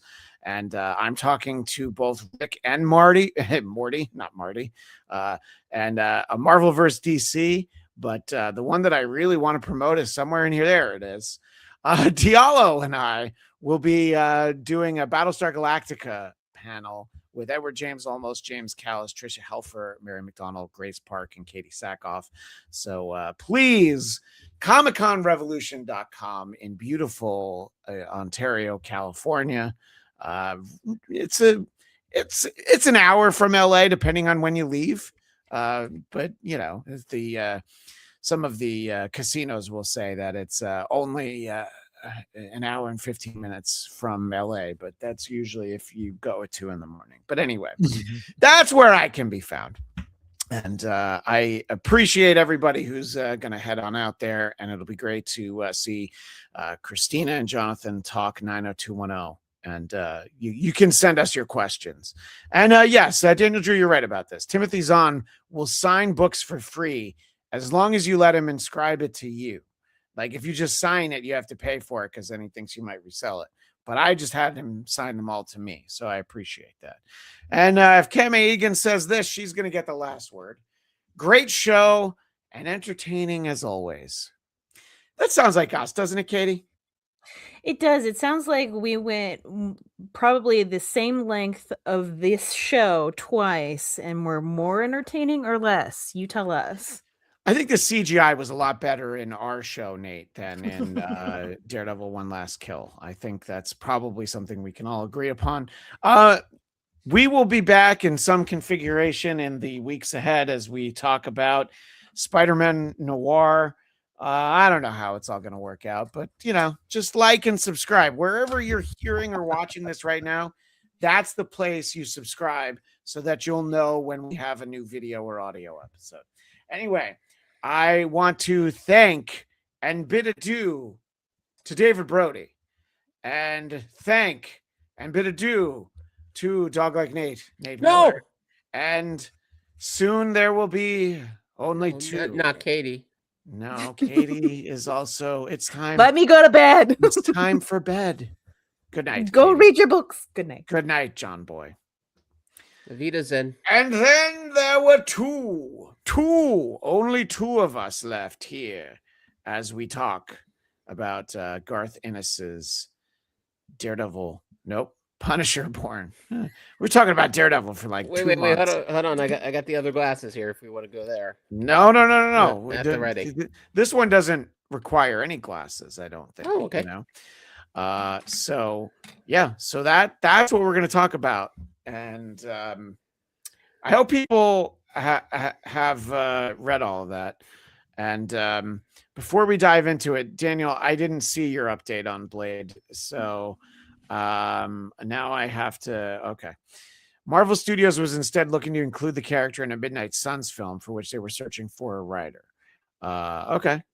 And in 2026, a solo Blade film was considered dead, but I don't know. We'll see. But thank you to Daniel Drew for that. So, are you ready? Because lots of laughs. We've had so many laughs. We kind of actually unexpectedly had laughs as we talked about One Last Kill, but they weren't intentional, you know. Well, I mean, we had fun, and hopefully our viewer had fun. But One Last Kill is a different kind of beast, and I mean, weirdly enough, like I don't know what order you went with this. I watched One Last Kill, then I read Punisher Born. Same actually. Yes, I did the same thing as you. Yeah, and I'm a little confused that they said this was the base or this was the inspiration. Is that what they were saying for One Last Kill? 'Cause I'm not seeing it. Here's the thing. So Punisher Born is kind of the think of the 4 issues as like issue 0, because this is, for anyone who read this, you will understand that this is under the Max imprint, where it was intentionally explicit content, as it says on the cover. It was adult content. There were words that I had never seen in a comic book alongside other words that I had also never seen in a comic book. Things that I had never seen happen in a comic book. So there's a Garth Ennis run of a Punisher series that is Marvel Max. I think that is probably what the inspiration is. This is kind of just the beginning. It's the hard reset. It is the Punisher origin story, basically. So, and listen, this era of Frank Castle's life has been covered before. Mm-hmm. There was an ongoing Marvel series about Vietnam called The Nam, if you remember that, Eric, because you, like me, are not a young pup. What I'm saying is you're also old. And I don't know if you remember that book, the Nam. And I did not read it, actually. There were issues where, it was very well, it was a bestseller at first. And then to reinvigorate, they did a flashback story about Frank Castle. So not this specific story, but we had actually gotten to know Frank as a soldier. We'd gotten to know him from his time in uniform. And we get to see more of that in Punisher Born. And it, as with so many times when I read comics from the 21st century, it makes me long for comics from the 80s and 90s. And this was no different. I think that there are a lot of things we can say about this book sort of working very well on the level that it's at and what it set out to do. What I will say about Punisher Born, it was not fun to read, like at all. Christian, what would Billy Crystal say? I believe you know the quote. That it's better to look good than to feel good. That is one of them. Not the one I was looking for, but it is a very true fact of life. It's as he once said to the legendary podcast host Stuttering John, it's not fun. It's not funny. Yeah, It's not fun. it's true. It's not It fun. It's not it's funny. it's brutal. It's effective at times. The ending really got me. I won't go there yet, but We'll get I there. Yeah. I definitely like put it down afterwards and kind of like it kind of sat with me for a while. And it really did, I mean, it actually reminded me quite a bit of the movie Platoon. It felt Yes, like a lot of the themes and even the plot points felt like this would be if Platoon and Punisher kind of melded, you have this story basically. Yeah, and listen, when we're getting the narration from, I believe that soldier's name is Goodwin, the other, the guy who's not Frank. As soon as he says that he gets to go home in, what is it, 29 days? Yeah. I'm like, oh, I've seen this movie. I've seen this. Yeah, I've read this story before. He's not going to make it, And here's the spoiler for a book from 2002. He doesn't get to go home. Oh, you mean he wasn't on a plane with beautiful stewardesses, Oh. beautiful buxom stewardesses? Because that's our path to heaven. From your mouth to Frank Castle's ear. And listen, I think it's been said before. It can be said again. War is hell, and they sure made sure that they made certain that we knew about that. That war was, war's bad. I'm sorry to bring all these hot takes to people tonight here. If you had any doubt already, I think this seals it, right? I mean, I now feel like Norm Macdonald. It wasn't until I read this I realized war is sort of taxing on the soul, and it kind of I don't know what it's good for because just seems like a lot of killing. Well, I have heard it said that war, what is it good for? Absolutely nothing. Say it again. War. Good God, y'all. Thank you. See, it's like we did it in rehearsal. So what's wrong with feeling? Let's talk a little bit about Punisher Born in the sense of, he really becomes the Punisher. In fact, he talks about someone who needed punishing. It's like The Simpsons. Bart, say the line. Say the line, Frank. And he's like, I just thought they needed to be punished. Oh my gosh. So, and if you hand him the right piece of artillery, he can take out 50 people. I'm like, oh, okay. So what are your thoughts as you start reading the first issue of Punisher Born?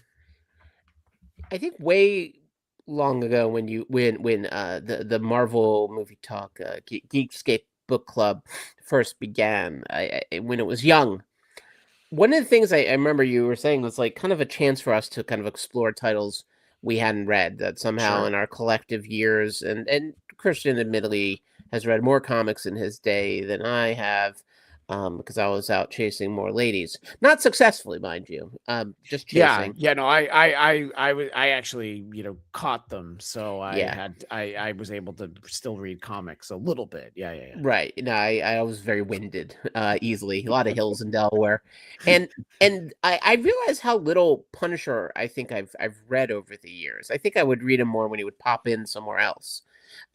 This cover alone, for our radio audience, it's a soldier, and again the helmet looks like period Vietnam, maybe even a Korea War helmet, and half of it is gone, and we see a skull underneath half a face, and it is terrifying.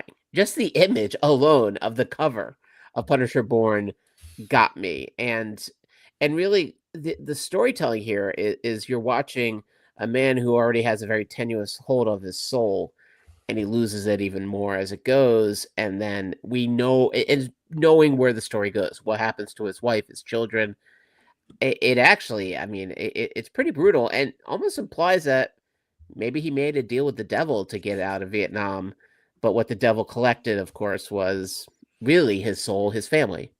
Yeah, and I mean, in no uncertain terms, says that in issue 4. And I was like, oh, I didn't realize we were going there. I kind of prefer the non-metaphysical, the non mysticism. I think the idea that he was a broken man in Vietnam when he came home, had some time with his family, and then wrong place, wrong time. They get taken out in Central Park, not because they were targeted. I feel like the best version of the Punisher's backstory is the first one we got. The recently passed Jerry Conway introducing the character in Amazing Spider-Man 129. And, we certainly got to know him in the years after that. And we certainly had our opportunities to get to know Frank on his own, in some of those, some of the solo books that he had. We would see him on screen occasionally now and again. I mean, I think that there was plenty of time to get to spend with Frank, but this time period before he's the Punisher, really before he's in the Marvel universe. Yes, he's on the same planet. It's just earlier in the timeline. But the idea that this is that guy, we see it. You can see how he becomes the Frank that we know. It's just so horrible to read, and I don't mean that this is badly written by any means. No, this is an explicit adult content book, and if you're going to show how terrible it was to spend time in Vietnam, this was his 3rd tour, he said. And it does break him in the end, and he says he's not going back, but he's already made his deal by then. So there's no real levity in these 4 issues, Eric. You're looking for laughs, look elsewhere. Pick up a copy of Spider-Ham, the Peter Porker, the Spectacular Spider-Ham. I do love Peter Porker, the Spectacular Spider-Ham, by the way. We should do that in book club one of these times. You know what? We should have done it this week, so we could have had a little little mixture. Yeah. A little bit of pork makes the medicine go down, as they say. Not if you're kosher, I suppose. No, but that's the one of the deleted songs from Mary Poppins. And of course, the dogs hop in on this. But you said pork, so they're like but I thought my dogs were kosher. Maybe not.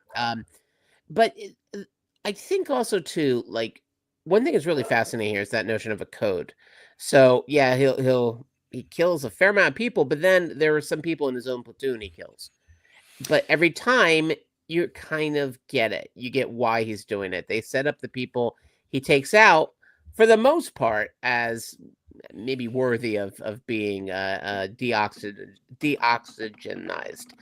However, there is one guy there who I don't think warranted the murder that happened at Frank's hands. This was in, I believe, issue 1, when his superiors coming to really shut their base down.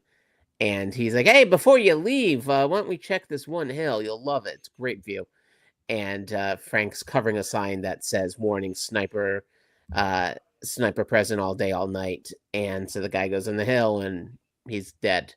And you didn't get that sense that the other people who he killed or allowed to die, you got the sense probably it was warranted. I'm not sure about this guy.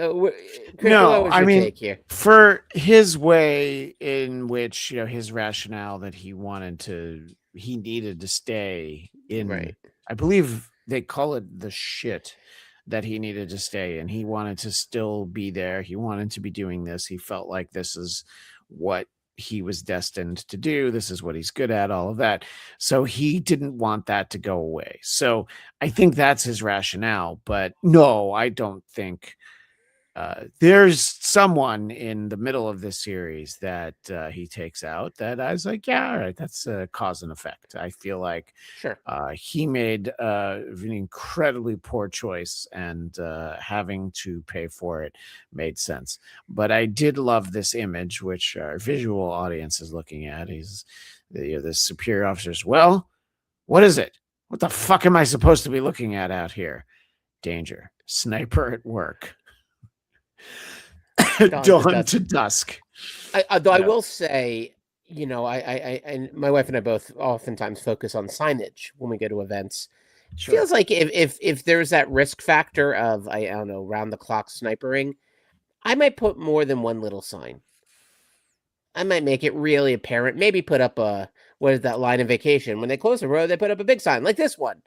Yeah. Kind of needed a bigger sign, I would argue. A neon, a blinking light like our friend Nate Miller has with his username. Maybe I think a stop sign. I know we're in a different country, but there's a few ways I think. And again, I might be overthinking, and I try to make sure people on my watch survive. Apparently, they're a little more lax at this base, or maybe they ran out of funds. Yes, no, that's entirely possible. I almost shared an image that you sent that even though it's a drawing, it had a nude woman on it. So I had to zoom in on what you had sent. There was I meant to. Oh shoot! I meant to blur out the good parts. Yeah. No, I know. There was and that's not something that happens a little later. This is just like a poster that was hanging up. I was like literally about to share it, and I was like, wait a minute, I gotta zoom in a little bit. I mean, I feel like, listen, this guy, I believe, is consistent with being the same Frank. It gets confusing, the sort of sliding timeline that they use for Marvel, because so many years have passed since Frank was introduced. But at the time the character's introduced, it was like right after Vietnam, and it's all that, it all adds up, it all makes sense. But I do believe that this guy is the same Frank Castle. Our friend Daniel Drew is here in the chat, and he actually has an addendum to something that he said during Marvel Movie Talk. The run that One Last Kill is supposedly inspired by is The Punisher from 2000, which is the same run that the 2004 Punisher movie was based on. Daniel had just read through the plot on Wiki, and it's basically that movie, the One Last Kill. So it's loosely based on that 12-issue run, also written by Garth Ennis. So yeah, I mean, this is very clearly, a prequel style story where it's like, hey, remember Vietnam? Yeah, I remember. So that's what we do. Yeah. Well, I mean, I'm thinking of Howard Stern's various stories of what he went through in Vietnam. Of course, he wasn't there. He was at Boston University. No, but he'd always talk years about later. The way that he would pretend that he had service, that he had served in Vietnam. I actually hadn't thought about that. He was clearly in Frank's platoon, because that's what Howard was up to, at least by his own account. So yeah, there's really only one likable character in this story, and it is not Frank Castle. I think that kind of, I don't know. I'm not telling tales out of school. Am I, Eric? Big spoiler alert: Punisher punishes a lot and is morally questionable, if not reprehensible. So yes, he is not the hero I'm looking to model my own life after. Yeah, but he's the only one who's left, and there is someone who our visual audience is seeing the aftermath of a guy that Frank basically puts in the drink, as we can say. So he just holds his head underwater, and then that guy's no longer with us. He's earned it. We can't really speak of what he tried to do, but it was a bad no thing. But on YouTube we call that there's a scene that has what they abbreviate as SA. And it was a local It was a Vietnamese woman, and this gentleman felt like he was afforded certain liberties, and Frank disagrees. Frank says, no, that's not what we do. We kill the enemy because that's what Frank is there for. And, Goodwin's making the point. He's like, this guy, as in Frank, do I need to say unalived that woman? Gosh, YouTube is terrible. So he basically puts this woman out of her misery because what this guy would have done would have been worse. So her being dead is better than being alive in the hands of this guy who he had to then. Do I need to say that he got sent to Greenland? I mean, it's so hard to talk like a grown-up on YouTube, isn't it? And I think it's safe to say his moral code is a little gray at best. Yeah. That might be the brightest color we could throw at it. Yeah. The one scene where he helped that gentleman, we'll just say, get a longer drink by stepping on the back of his head. It's witnessed by the narrator of the story. And again, harkening back to the movie Platoon, thinking about, like, ironically, when Charlie Sheen could still play an innocent, which he was in that film, with two different role models, Willem Dafoe's character and Tom Berenger. And two men that we should both look up to, by the way, especially Tom Berenger. Right. And also, by the way, the idea of Willem Dafoe being the voice of conscience and kindness and humanity. It's the casting. But the most basic thing is Platoon. The movie works still, and the casting actually is dead on somehow. Oh, yeah, 100%. Yes, I agree. Because Tom Berenger really is a badass in that. But sure. Here, I think that moment was actually kind of powerful, too, because the narrator suddenly is like, all right, like in some ways, he was kind of looking up to Frank. And in that moment, he sees what Frank really is. And that he wasn't going to say anything. He had more than one opportunity, but he understood why Frank did it. He isn't about to rat on Frank, and yet at the same time realizes, like, well, I killed him too because I was there, right? He doesn't straight up say that, but he's complicit because he allowed this to happen. He could anytime could have jumped in there, but didn't. So he's getting a taste of what it means to be Frank. And let me be frank, as Frank Underwood once said repeatedly, or are we not allowed to quote him? He's a fictional character, so I feel like I can, right? It's hard to say. I think that there is a very clear statement that this story makes, and I did boil it down to War is Hell. Goodwin at one point is, having the thought, and he asks, why can't we stay out of the rest of the world? And this story is from 24 years ago, and not relevant at all to 24 I was going to say, this was written in 24 years ago, but it's set like 55 years ago. And I would say there's never been a minute that since whatever this is, 1970. This is 1972, maybe. It's right. Like close to the end of Vietnam. Wait, it's close to the end of Vietnam, but not as close as these guys thought it was. You know what I mean? Yeah. It was like, oh, there's some more left. There was an image that you didn't pull where I think that there were young Vietnamese children licking Agent Orange off of their arms. I thought we were okay not to have that. No, I didn't need to show it, but I was just like, talk about setting the tone for what we're about to get. This is one of those ones where, again, this isn't a bad story. This is unlike anything we've read on the Geekscape Book Club before. Yeah. And I stand by this. I hope it's unlike anything that we ever read again. But if we read more Garth Ennis Punisher, then we probably will feel some similarities.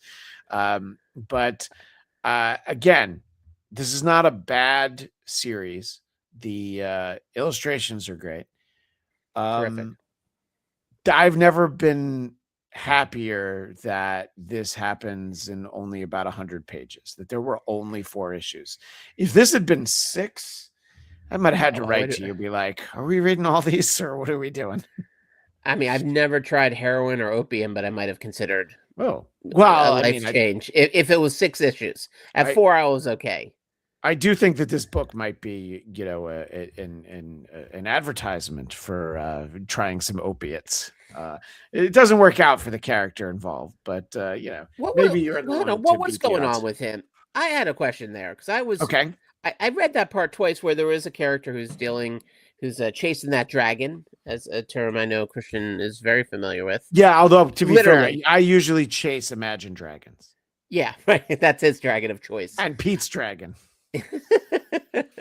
or Bruce Lee, the dragon story. Dragon, the Bruce Lee story. Sorry, Yes, of put course. the colon in the wrong place, as I often do. Same. The question here I had was like, what were they doing to the drug addict? Because it seemed like they were keeping him.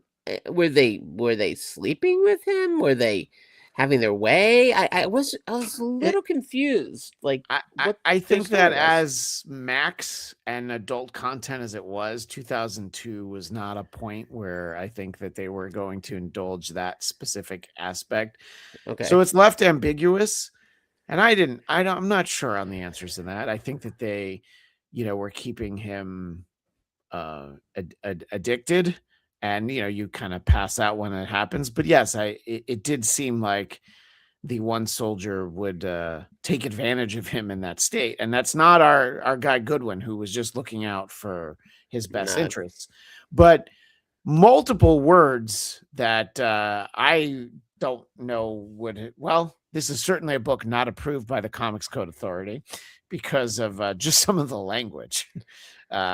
And multiple words are used to describe this gentleman who had a problem with substance abuse. Yeah. And I was very uncomfortable by some of those words that were on the page, Eric. They were bullying him due to his skin color and maybe his sexual leanings in ways that we here at Geekscape are not okay with. We believe all people should be accepted despite their differences. Yeah. And that is what we stand by. So yes, these gentlemen, I believe Punisher also killed them though. So yeah, one of them at least. So, it goes around, comes around. So they did face justice for their whatever they may have done, which is still a little bit questionable. I'm glad they showed a little bit of restraint because they didn't show much restraint anywhere else in that story. No, yeah. There's the digital edition I read. There were some comments from both the artist and from Garth Ennis. We heard from both of them, and this is a very graphic story, but there was a level in which they did not actually want to be quite as explicit as perhaps they could have been. Darick Robertson, the illustrator of this, I believe he's more the pencils, and Tom Palmer, who worked in comics forever. I mean, Tom Palmer did inks in Marvel's Star Wars comic book and in the Avengers, and he's working on this. He's an excellent finisher, as they say, when somebody takes the breakdowns of the penciler and finish it. So the visual, the ability of that, but the SA incident in the middle of the series is really kind of the tone shift. It's like talk about films set during war. It's like the midpoint of Full Metal Jacket when Private Pyle takes matters into his own hands. He unalives himself. Is a different movie after that. You need the tone shift, and that kind of is the moment of like, oh, these are all bad people. Frank isn't bad in the same way as all of them. And Goodwin is just trying to survive. Not necessarily a good person, but it's said multiple times from superior officer, don't rock the boat. And boy, nobody wants to rock this boat. Frank doesn't really want to rock the boat. He wants like, well, can we just keep the boat afloat? And I'll take care of all the killing, What do you think about all that, Eric? He didn't want to go home. Right. It's a notion of like, this is his home. He's sadly never more alive than when he's unaliving others. And he's trying to find ways to keep the space open, even though everyone's kind of like, yeah, we're not going to send you any more resources. Like, this place is woefully underfunded and underprepared and a mess. And in essence, the reason he had that one superior officer killed is because he didn't want to leave.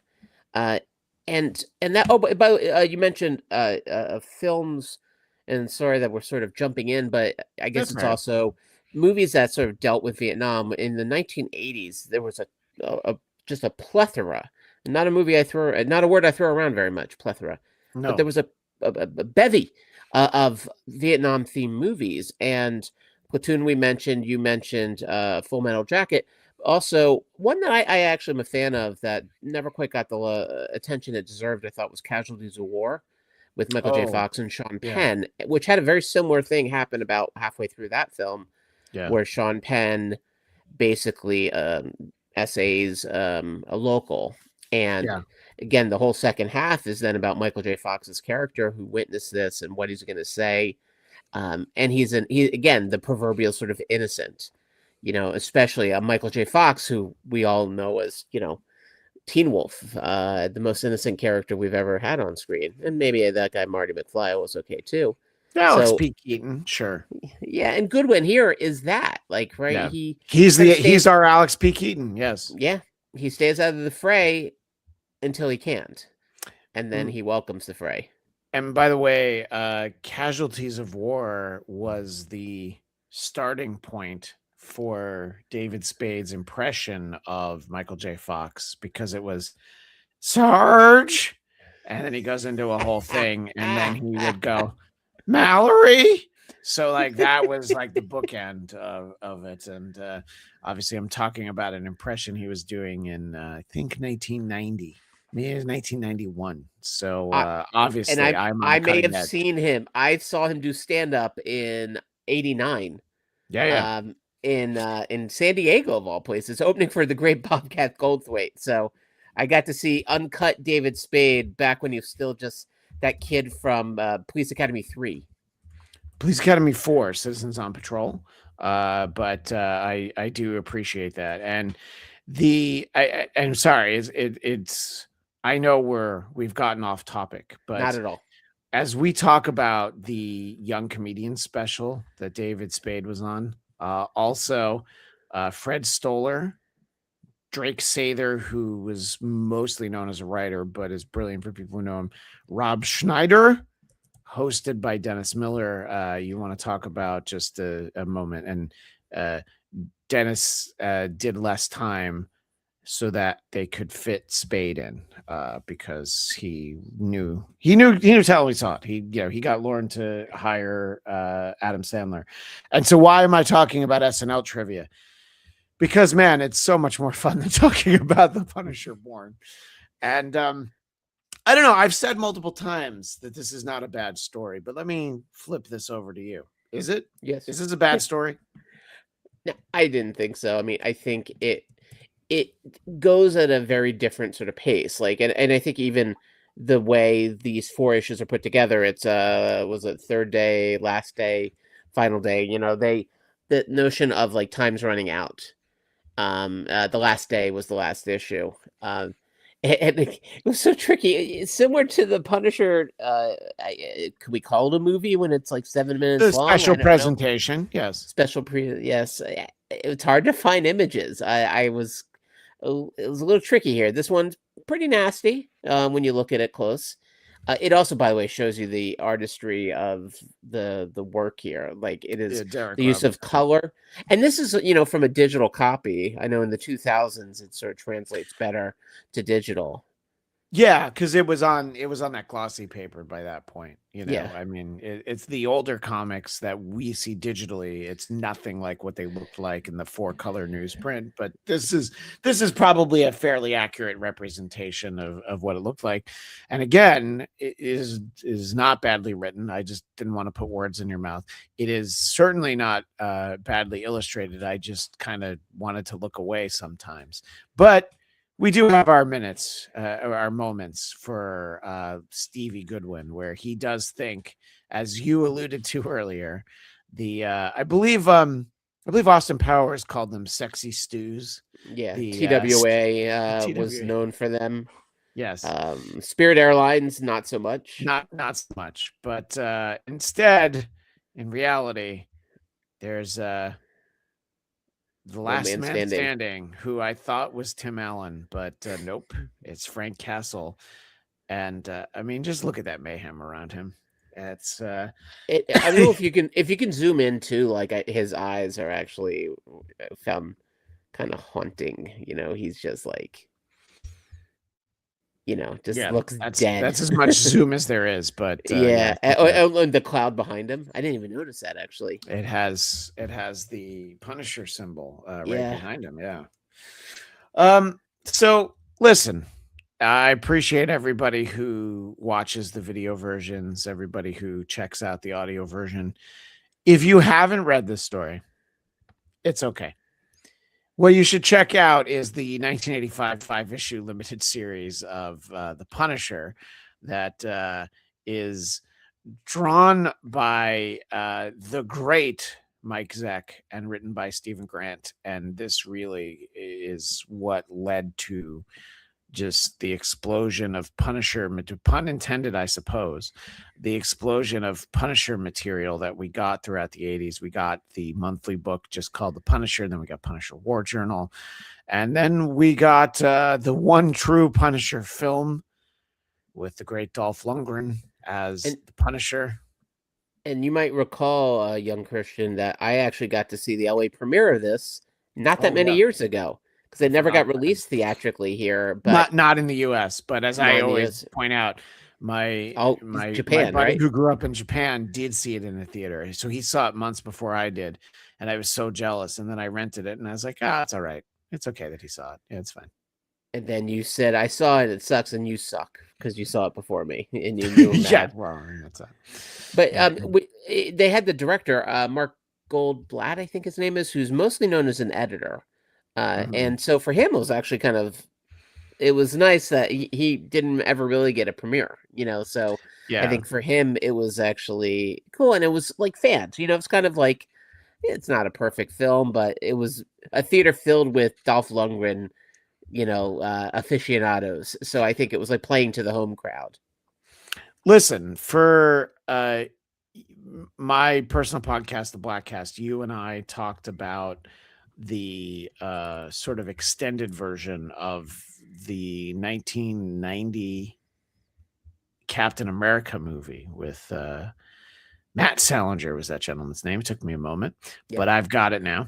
And if we can watch that, there's space for everything, Anyway, so I think there are so many great Punisher stories that will not make you feel like this one does. But I don't know. I mean, I think that's an okay thing to say, and again, I think that there is clearly an audience for this, and it is well done. If that's the kind of content, I think we've couched it exactly the way we need to.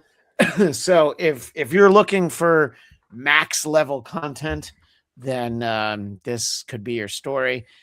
I'm intrigued about Garth Ennis's sort of modern, at the time that he wrote it, the actual Punisher stories that he did in the Marvel universe. But I don't know. I don't need to see that many bare bottoms of gentlemen and things like that, Fair amount of what we know as body meat. I thought maybe a little more than I could use on a typical Wednesday night, but I could say I had a beat I could dance to it. It did not, but it had a tone that it definitely nailed, and one that it doesn't pull a punch. It wasn't afraid to sort of go there, and really that last issue where you realize okay, this is how he survives. Yeah, I agree. I don't necessarily need my Punisher hanging out with Mephisto, but it worked. I mean, it totally worked. Yeah. Images of his family knowing that, hold them while you can. It's like, oh, yeah, That, especially rough. as a slightly older man now, it's different. Yeah, if I had read this in 2002, I probably would have laughed a few times. But now, young buck Christian, oh banging cocktail waitresses 2 at a time. Yeah, no, it was a different Christian. 2 at a time. Come on. Well, over the course of a couple of years, I suppose. No. I was implying that I would have 4 at a time. So anyway, in terms of keeping topics light and breezy, the focus of the Geekscape Book Club is sort of twofold for our next installment. For those of you in Southern California, I would invite you to Comic-Con Revolution in beautiful Ontario, California. Go to comicconrevolution.com for tickets. You can see that this image was shared by both our friend Christina the Wise Cracking Blonde and my friend Cardiff Electric, who is indeed a potato. And I will be talking about the 40th anniversary of the Mutant Massacre with Chris Claremont, who I have interviewed a number of times, including on this show, and John Romita Jr., who did not draw the image that you see behind me for our visual audience. He drew the issue, the cover of the issue before. But so that'll be this Sunday, May 17th at noon. Please head out for what I think is my favorite con every year, because it has so many tables and booths of actual comic books that we can go and buy. And I do. And I will. So check that out. And I think we'll do that sort of as a supplemental to you and I should actually dive in and read these Mutant Massacre comics from that era. We'll talk about that. And then, we'll really get to unwind in June with Supergirl Woman of Tomorrow about why she's so broken inside and how she drinks because she can, because unlike Clark, she remembers Krypton. She knew what it was like, and she saw it get destroyed. He was just a baby. He didn't see any of it. So, we're really having some fun now here on the Geekscape Book Club, aren't we, Eric? Oh yeah, no, it's everyone's got their blue period, so this is ours. Going from one ray of sunshine to another, I suppose. Although I imagine Supergirl Girl of Tomorrow or is it Girl or Woman of Tomorrow? Woman, yeah. So it's confusing because she's Supergirl, but she's a Woman of Tomorrow. Yeah, Supergirl, you'll be a Woman of Tomorrow soon, I think was the full. By Urge Overkill. Yeah, and I imagine it'll go down. I don't think there'll be as many essay mentions in Supergirl. At least I hope not. Gosh, I hope not. Not as much headshots, not as much flaming bodies, I imagine. So it could only be. But to be fair, we haven't read it, so we don't. That's true. Yeah. The opening scene is actually Crypto getting filleted. Oh, poor Crypto. Much to the chagrin of my dogs. Oh, I assume Crypto's going to make it through that movie, or else I'm going to burn the theater down. I mean, it's it wouldn't be a good year for dogs after Punisher One Last Kill. So let's hope that we don't get anything like that. Well, obviously, we are here every month on the Geekscape Book Club, and you'll be able to find Eric and I more regularly at Marvel Movie Talk, where in the very near future we are going to begin covering Spider-Man Noir, and you can check the recent back catalog for Punisher One Last Kill, Daredevil Born Again Season 2, and we did also talk about Wonder Man, and that was a lot more fun than Punisher One Last Kill and Punisher Born. But where are some other places you can be found, Eric? You can find me at Count Eric Connor, E-R-I-C. I don't even know how to spell my own name at this point. C-O-N-N-E-R over on InstaX, and float around various parts of the Geekscape universe doing, I would like to say doing God's work. But we you were involved in the Boys after show. Is that season over at this point, or is it still going? 2 more episodes, and I will even be seeing that last episode, 4DX. So assuming my vertebrae can handle the shock of the constant movement, I will also hopefully still pain-free enough to do the wrap-up of that season. But yes, episode 7, I believe, is going to be on tomorrow's Geekscape overview. Well, and obviously, I can be found this show, Marvel Movie Talk, my personal podcast, The Blattcast, BLADTCAST.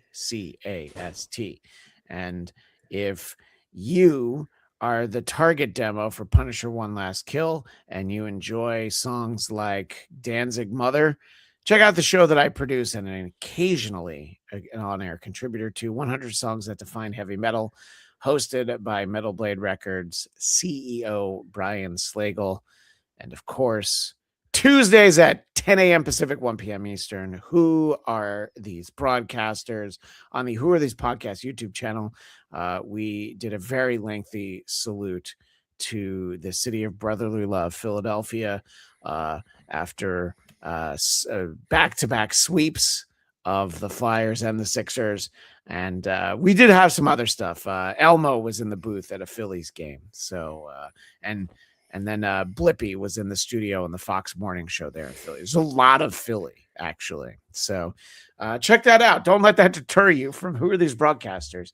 In any case, Elmo say I eat horse poop now out of sadness instead of joy. Yeah, well, that's true. He used to do it out of joy. So, yeah, we will be back to talk Mutant Massacre in the near future and Supergirl after that. So, just going to show you that here at the Geekscape Book Club, as we always say, as long as they keep writing them, we'll keep reading them. We'll see you next time, everybody. Go Sixers.